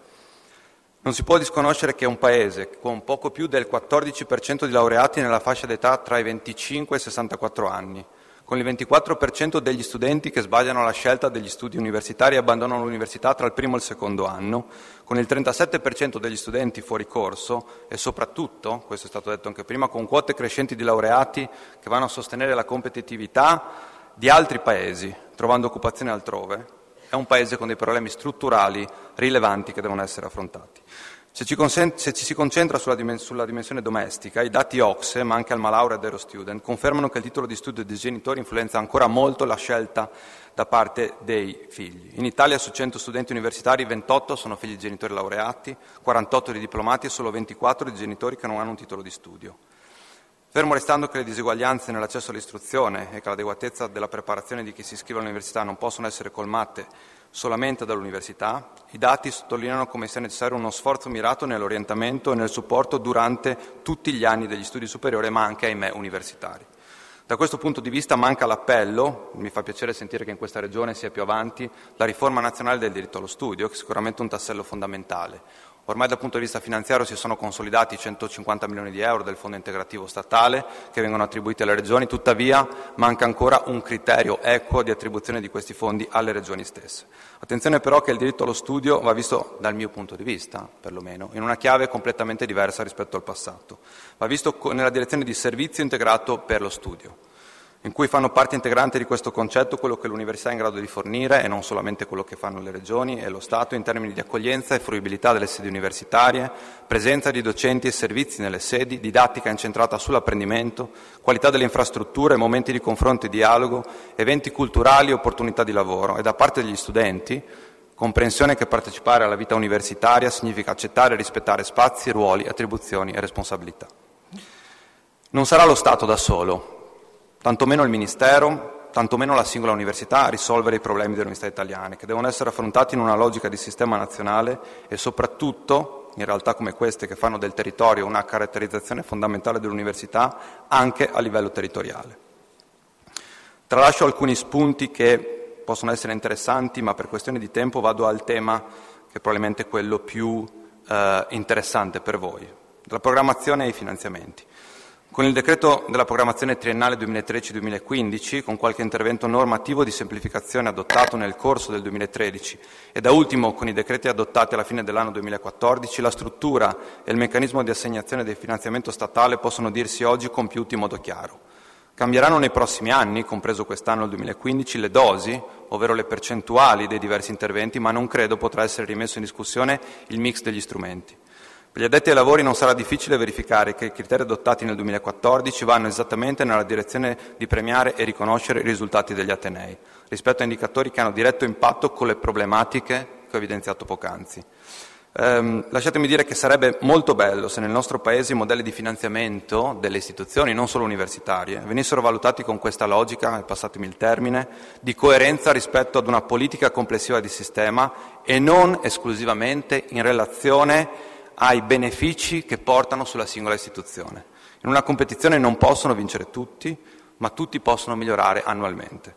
Negli ultimi mesi del 2014 è accaduto qualcosa di importante, è stato ricordato, di cui molti si sono accorti solo all'inizio del 2015 e che in queste settimane alcuni stanno cercando di approfondire in modo puntuale. Il Rettore ne ha parlato oggi. Mi riferisco all'introduzione del costo standard per studente in corso che volutamente ho lasciato alla fine di questo mio breve intervento e che rappresenta uno dei cardini della legge 240 che finalmente ha trovato attuazione. Il sistema universitario italiano nell'ambito dei sistemi a finanza pubblica è probabilmente l'unico che ha adottato seriamente, lo ha ricordato poco fa anche il Presidente Fantoni, una rivisitazione dei criteri di finanziamento e di valutazione. Il costo standard entra in modo determinante a definire le regole di allocazione delle risorse. Semplificando al massimo, il finanziamento all'università segue due linee di riferimento, fondo per la programmazione triennale e fondo per il finanziamento ordinario. Il fondo per la programmazione triennale è destinato a premiare la progettualità e i miglioramenti concreti dei singoli atenei in assenza di logiche competitive con altri atenei, ma semplicemente secondo logiche di miglioramento rispetto a se stessi, entro un piano di obiettivi definiti a livello ministeriale che prevedono l'autonoma declinazione da parte di ciascun ateneo. Vorrei a riguardo fare un plauso all'Università di Udine che sui circa 140 milioni di euro disponibili sulla programmazione triennale 2013-2015 ha ottenuto 1.760.000 euro, ovvero circa l'1,25% di sistema. Struttura complessiva del Fondo per il finanziamento ordinario, FFO per gli addetti ai lavori. Al netto di quanto attribuito agli istituti universitari di ordinamento speciale e fatta a 100 la somma complessivamente a disposizione, le percentuali di allocazione della stessa hanno seguito nel 2014 la seguente ripartizione. Non so se è proiettata una slide che avevo chiesto di proiettare, così semplifichiamo, andiamo molto più rapidi. Più o meno 63% è stato attribuito a livello statale in proporzione all'FFO consolidabile dell'anno precedente, 15,8% in funzione del costo standard, 19,3% in relazione ai risultati della ricerca e i risultati della didattica internazionale, 1,7% è stato riservato all'intervento perequativo. Alcune riflessioni brevi su queste voci. Quota storica del fondo di finanziamento ordinario. Tale percentuale è destinata a ridursi nei prossimi anni e sarà progressivamente sostituita dal costo standard e dall'incremento della quota premiale dell'FFO. Anche in questo caso il messaggio è piuttosto chiaro. L'assegnazione dei finanziamenti statali è destinata a valutare i comportamenti dinamici e non a consolidare i finanziamenti storici. Costo standard per studente in corso. Come detto, è la principale novità del 2014, anno in cui il peso reale del riparto dell'FFO è stato del 15,8%, ovvero, come ricordava il Rettore, il 20% della quota base. Rappresenta un parametro nuovo che lega le risorse attribuite ad ogni università in relazione al numero di studenti in corso e alla tipologia di corsi cui gli stessi studenti sono iscritti, attribuendo un costo maggiore agli studenti dell'area medica, via via inferiore a quelli dell'area scientifico-tecnologica e infine a quelli dell'area umanistico-sociale, tenendo altresì conto del costo medio dei professori e prevedendo una compensazione regionale in relazione alla diversa capacità contributiva delle famiglie. Ovviamente questa compensazione regionale è superiore per le regioni del centro-sud. Tale parametro incorpora con sé le principali voci di costo: docenza, servizi amministrativi, costi di funzionamento e infrastrutturali. A solo titolo informativo vorrei sottolineare che con questo criterio si rende equo il peso degli studenti in corso a parità di tipologia di corso di studio e di condizioni di contesto. L'obiettivo è che ai nastri di partenza tutti siano messi nelle stesse condizioni, che non significa, attenzione, nelle migliori condizioni, per competere alla pari sul versante della premialità, ovvero dei risultati della didattica della ricerca. Se con fonti aggiuntivi, tanto meglio. La qualità della ricerca è fondamentalmente ancorata ancora alla VQR 2004-2010. Molti si chiedono se sia giusto mantenere questo parametro, ovvero se si debba ridurre. Io ritengo che in attesa che ci siano i risultati della VQR 2011-2014, almeno per un triennio, quindi sicuramente ancora per quest'anno, sia fondamentale mantenere la VQR. La VQR, ricordiamoci, è il frutto compiuto da tanti atenei, da tanti docenti in termini di risultati della ricerca, di reclutamento e non da ultimo, ne sono testimone per averla vissuta in questa università, dalla capacità al proprio interno dell'università di organizzare la scelta dei prodotti da sottoporre all'esercizio di valutazione.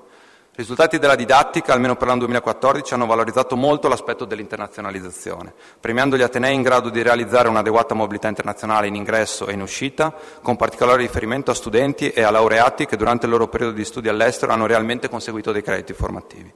Coerentemente con tale scelta anticipo oggi in questa sede un'informazione che ritengo importante per il sistema universitario, che riguarda il Fondo per il sostegno dei giovani, che nel 2014, su uno stanziamento complessivo di circa 65 milioni di euro, ne ha riservati ben 49 per la mobilità degli studenti e dei dottorandi. Entro breve arriveranno le relative assegnazioni. Si tratta di un'attribuzione pari a 4 volte i finanziamenti degli anni precedenti sulla stessa linea di intervento, ovvero mobilità internazionale.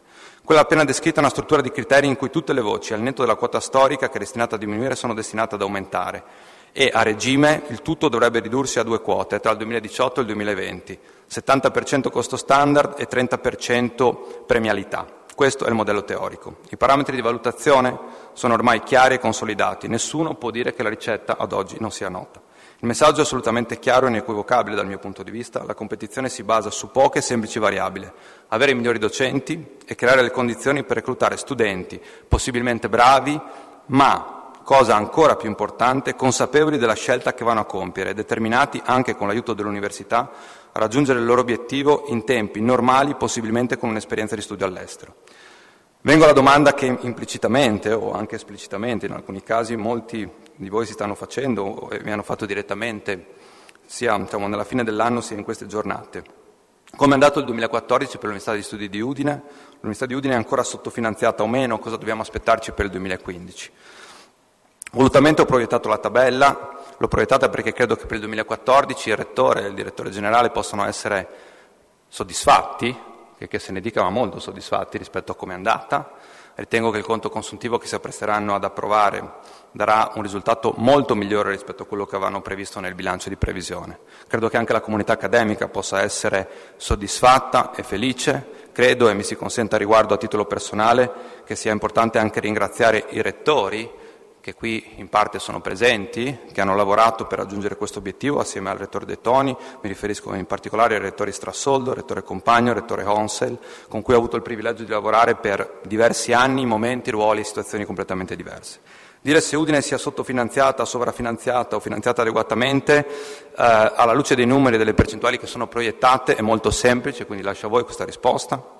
Prevedere cosa sarà il 2015 dal punto di vista finanziario non è impossibile. La struttura e l'importo del fondo di finanziamento ordinario saranno noti nell'arco di poco tempo e al netto di incrementi sulla quota del costo standard e sulla quota premiale non credo ci saranno stravolgimenti rispetto all'impianto del 2014. Al Rettore De Toni, a tutti voi, alla comunità universitaria dell'Università del Friuli, il mio più sentito in bocca al lupo e un altrettanto caloroso ringraziamento. Mandi.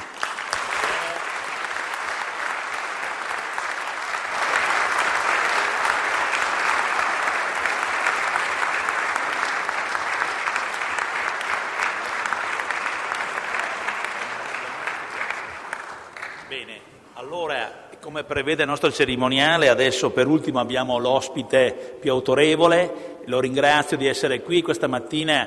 Nel GR delle 8:45 ha dichiarato che l'istruzione e l'università e la ricerca sono alla base dei processi di innovazione, e lo ringrazio di essere qui perché appunto insieme testimoniamo che vogliamo ripartire da Udine nel centenario della guerra per la ricostruzione anche del nostro Paese. Grazie.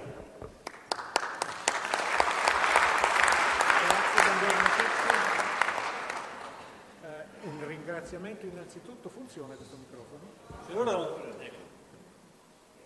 Funziona? Adesso sì. Bene, di nuovo, buongiorno a tutti. Innanzitutto un ringraziamento al magnifico Rettore per avermi invitato a questa altrettanto magnifica cerimonia. E un ringraziamento speciale a voi tutti superstiti per la pazienza che vi ha portati al termine di questa lunga ma molto interessante mattinata. A me toccano le conclusioni. Io interpreto questo mio ruolo proponendovi alcune riflessioni su un tema che vi potrà sembrare molto altisonante, ma in realtà è semplice. Il tema è costruire il domani dell'economia italiana. È semplice perché intanto ci riguarda tutti come cittadini e poi perché è ineludibile. Io farò una drastica selezione delle cose che mi ero preparato a dirvi proprio per non abusare della vostra pazienza, ma chi è interessato può trovare il testo integrale della mia relazione sul sito della Banca d'Italia. Partiamo da un dato di fatto. Nell'ultimo quarto di secolo l'economia italiana di recessioni ne ha subite 3.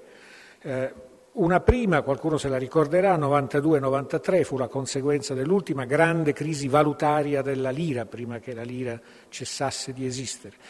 Le altre 2 recessioni sono molto più recenti, si sono succedute con un breve intervallo e in realtà possiamo dire che hanno dato luogo a un'unica lunga recessione durata 7 anni, un'unica lunga fase di arretramento che ancora è presente fra noi, anche se sta per cessare. Ma quello che è importante è che fra il 94, cioè fra il primo anno dopo di ripresa, dopo quel lontano episodio recessivo, e il 2007, che è stato invece l'ultimo anno prima che iniziasse questo tunnel buio che giunge fino ai giorni nostri, è successo qualcosa di fondamentale intorno alla nostra economia. Primo, è cambiata la tecnologia dominante nel mondo facendo accelerare la globalizzazione dei mercati. Secondo, è stato creato l'euro. Il sistema produttivo italiano, complessivamente inteso, ha reagito a questa combinazione di eventi epocali con lentezza. Non ha saputo trarre profitto, se non in parte, se non tardivamente, dalle nuove tecnologie per accrescere l'efficienza, come hanno fatto altri sistemi nazionali. Non ha subito compreso che l'assuefazione che si era formata negli anni 70-80 alle continue svalutazioni della lira, che davano guadagni competitivi temporanei ma producevano un effetto di lungo periodo inflazionistico che si rimangiava subito quei guadagni competitivi, quella assuefazione doveva venire meno, occorreva rafforzare strutturalmente la capacità competitiva. In realtà non poteva fare né l'una né l'altra cosa perché disponeva di una morfologia inadatta, e ci torno fra un minuto. Questa lunga recessione quasi ininterrotta, durata 7 anni, ha inferto dei danni alla nostra economia maggiori di quelli che sono stati subiti da altre economie avanzate. tanto per limitare il confronto agli altri 3 grandi paesi dell'area dell'euro, oggi in Germania il livello della produzione nazionale è più alto di 5 punti rispetto a quello del 2007, cioè dell'ultimo anno buono prima del tunnel. In Francia pure è più alto di 2 punti, in Spagna è più basso di 5 punti, in Italia è più basso di 9 punti. Come si spiegano questi divari? Si spiegano col fatto che l'Italia è entrata nel tunnel recessivo con un tessuto economico-sociale indebolito dalle inerzie degli anni precedenti, dalla incapacità di fare fronte ai mutamenti epocali che succedevano intorno alla nostra economia. E questo è il problema di fondo. Tuttavia, anche soltanto per mettersi a intravedere delle soluzioni a questo problema di fondo, prima occorre uscire dal tunnel. Primum vivere, deinde philosophari. L'imperativo categorico in questo momento per noi italiani è uscire dalla recessione. E ora lo stiamo facendo, con incertezze, con timidezze su cui occorre agire. Il primo trimestre di quest'anno dovrebbe far segnare, dopo 3 anni e mezzo di caduta pressoché ininterrotta, un piccolo aumento del PIL. Ce lo suggeriscono tutti gli indicatori congiunturali di breve periodo di cui disponiamo. Secondo le proiezioni della generalità dei centri di analisi, inclusa la Banca d'Italia che ha tirato fuori il suo bollettino economico qualche giorno fa dicendo questo, si tratterebbe del primo di una serie di rialzi trimestrali che proseguirebbero fino a tutto l'anno prossimo. Rialzi piccoli però, piccoli quanto il primo, dunque tali soltanto da far recuperare in 2 anni il terreno perduto dalla fine del 2012, non anche quello ben più esteso che si è perso nei 5 anni precedenti. Questo scenario di risalita troppo lenta, però, attenzione, si ottiene da modelli, i modelli che costruiscono gli economisti, i quali non tengono conto, o lo fanno con molta difficoltà, di fattori sfuggenti e difficilmente misurabili come la fiducia nel futuro. Quella fiducia che ha giocato e sta giocando in Italia più ancora che nel resto del mondo un ruolo centrale nell'orientare il comportamento degli agenti economici, che poi sono i consumatori e gli investitori. Questi agenti, che siamo noi tutti, è sempre meno sensato considerarli omogenei, cioè immaginare che si comportino tutti nello stesso modo. Essi tendono a dividersi in gruppi dal comportamento differenziato, quando non opposto, complicando il compito di chi costruisce modelli, scenari macroeconomici. Faccio un esempio con riferimento agli investimenti, agli investitori, alle imprese. Il sistema produttivo italiano, se noi mettiamo insieme industria e servizi di mercato non finanziari, è fortemente polarizzato e la discriminante è la dimensione. Se prendiamo dei dati dell'Istat e scegliamo convenzionalmente i 50 addetti come linea di confine fra le imprese piccole e quelle medio-grandi, sotto 50 piccole, sopra 50 medio-grandi, sui 4.300.000 imprese che ci sono in Italia ne contiamo 25.000 sopra i 50 addetti. Ebbene, quelle 25.000 imprese producono metà del valore aggiunto totale dei settori considerati, 330 miliardi, e impiegano quasi metà dei lavoratori dipendenti, circa 5 milioni su un totale di 11. Nelle piccole, quelle nei 4 milioni 200 e rotte mila aziende piccole, oltre a 7 milioni di lavoratori dipendenti, ce ne sono 4 autonomi che sono i titolari di quelle aziende che ci lavorano. Totale fanno 15 milioni, quindi se 15 milioni fanno lo stesso valore aggiunto di lavoratori, intendo, fanno lo stesso valore aggiunto di 4 milioni di lavoratori nelle imprese medio-grandi, questo vuol dire che nell'universo delle piccole c'è molta inefficienza, c'è bassa produttività, c'è scarsa competitività e non è un caso che praticamente tutte le esportazioni di manufatti vengano dalle imprese medio-grandi e non da quelle piccole. Molte imprese medie, esportatrici, profittevoli, liquide, hanno sospeso i piani di investimento però in questi ultimi 2 anni, in attesa di vederci più chiaro sull'evoluzione internazionale e soprattutto su quella interna. Ebbene, dalle decisioni che queste imprese prenderanno in queste settimane, in questi mesi, dipende l'intensità di questa ripresa che noi tutti stiamo prevedendo, ma è l'intensità quella che conterà davvero. Anche i consumatori non possono essere considerati tutti uguali, intanto perché i loro redditi sono ovviamente molto diversi. Se prendiamo i dati aggregati, di nuovo quelli che si infilano nei modelli dei macroeconomisti, non ci accorgiamo di nulla. Se prendiamo un po' di dati disaggregati, come quelli per esempio che la Banca d'Italia raccoglie facendo un sondaggio molto vasto, periodico sui redditi e sulla ricchezza delle famiglie italiane, ci accorgiamo che a stringere la cinghia sono state soprattutto le famiglie più giovani. Bella scoperta, mi direte voi, è senso comune, però leggerlo nei dati fa molta impressione. E perché hanno stretto la cinghia soprattutto le famiglie più giovani? Per due ragioni. Se i componenti di quelle famiglie sono lavoratori dipendenti, per la precarietà dei rapporti di lavoro. Se sono lavoratori autonomi, quindi titolari di piccole o piccolissime aziende, perché hanno dovuto sovvenire alle difficoltà dell'azienda col reddito personale.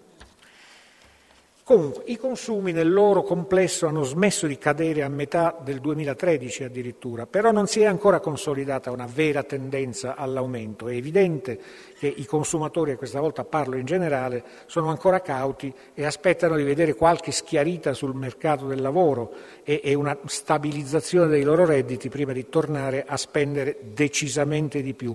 Ma se torna la fiducia, il rimbalzo dei consumi può essere anche maggiore di quello del reddito, dello stesso reddito.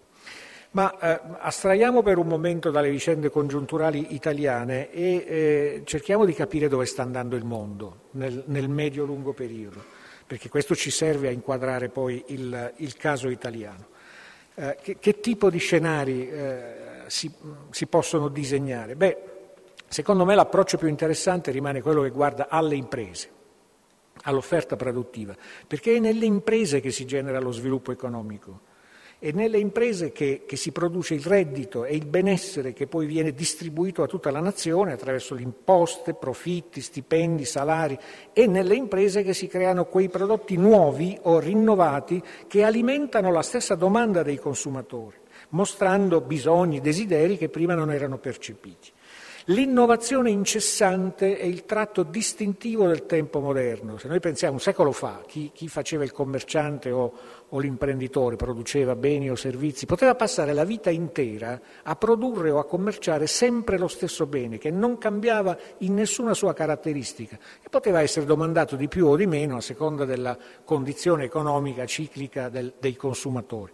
Oggi non è così, un bene o un servizio non può restare identico a se stesso per più di un tempo brevissimo, poi deve cambiare, se no si esce dal mercato. I consumatori aspettano di essere continuamente sorpresi da prodotti di cui non sospettavano l'esistenza prima, realmente o anche solo apparentemente, ma questo è un altro discorso.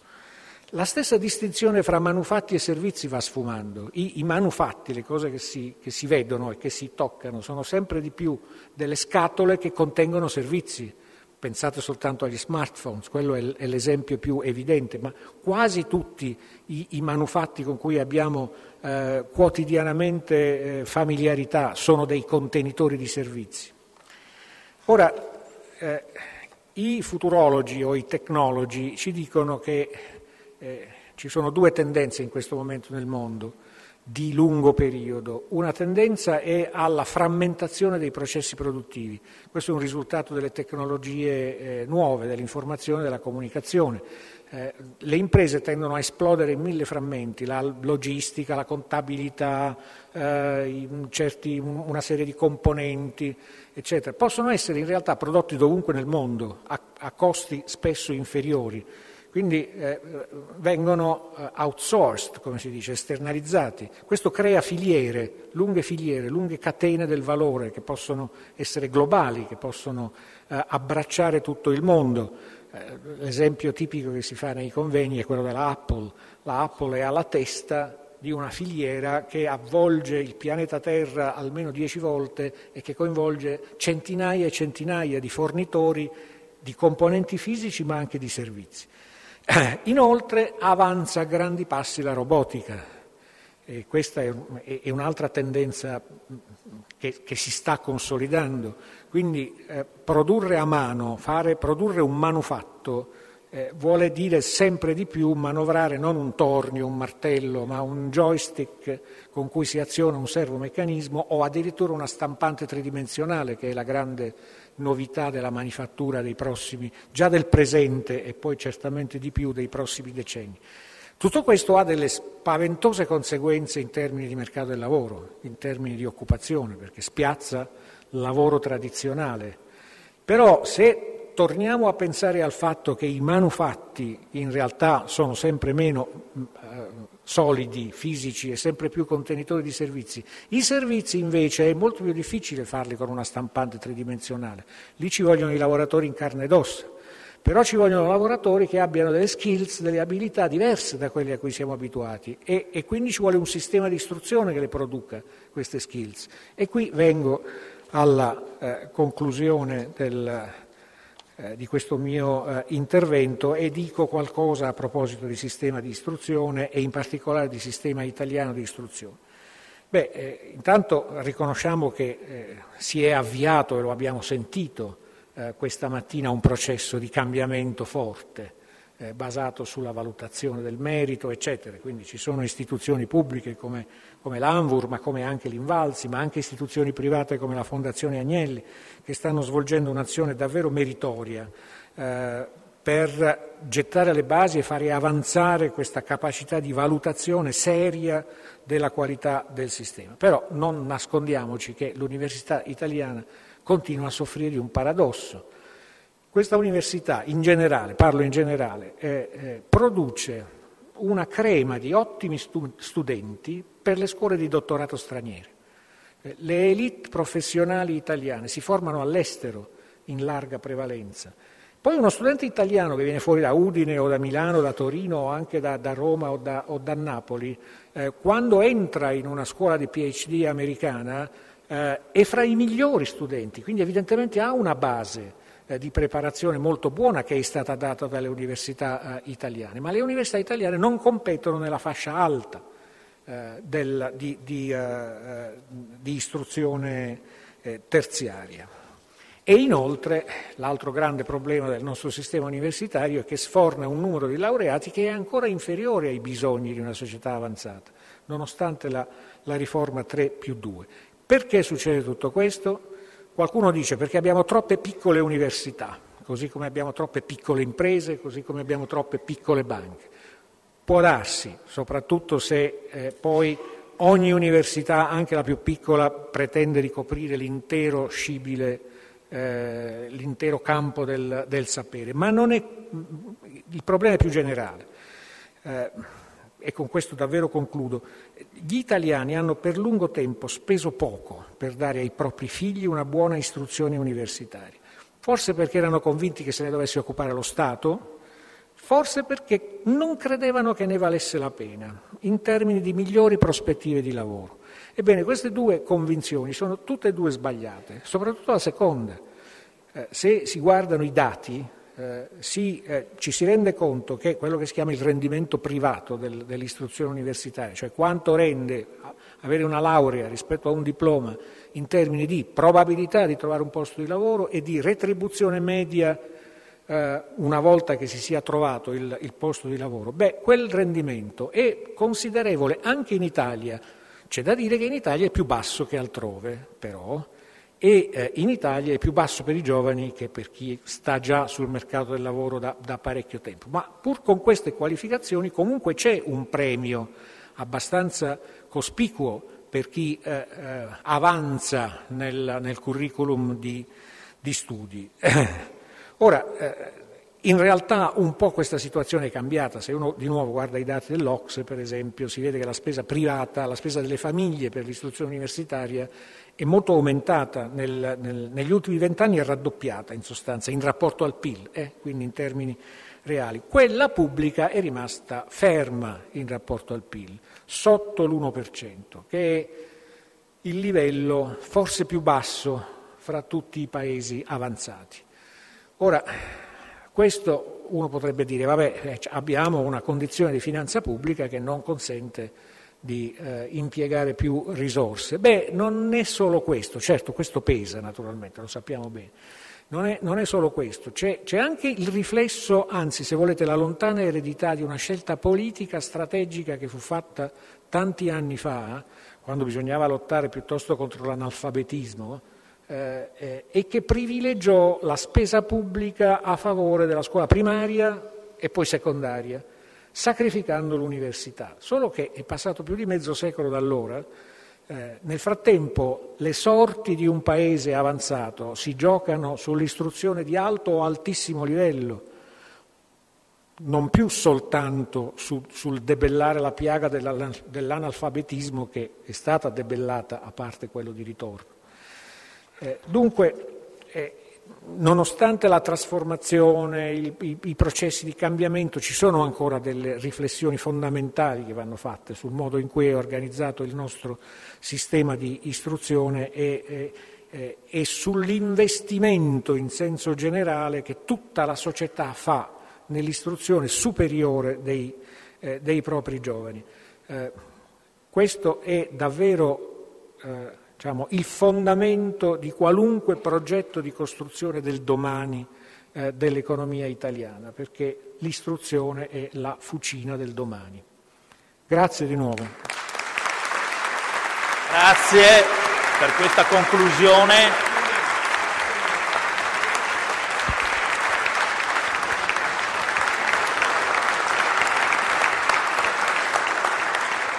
Bene, appunto con questa conclusione del direttore che appunto dice che l'istruzione è la fucina del futuro, adesso siamo alla conclusione, siamo al Gaudeamus, quindi invito la Elisabetta Cecchinella ad intonarlo, la ringrazio.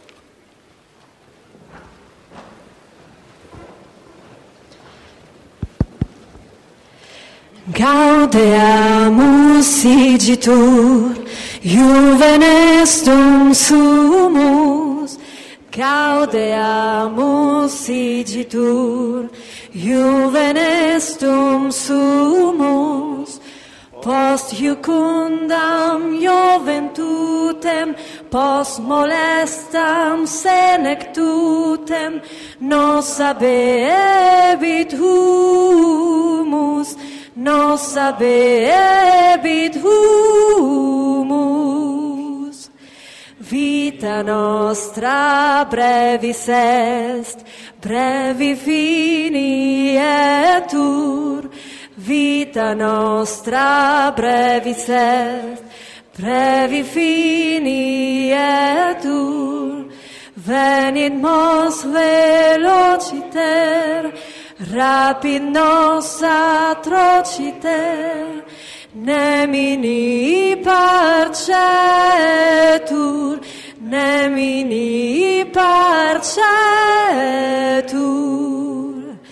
Vivat academia, vivant professores, vivat academia, vivant professores, vivat membrum quoliber, vivat membra queliber, semper sit in flore, semper sit in flore. Grazie a tutti, la cerimonia è conclusa.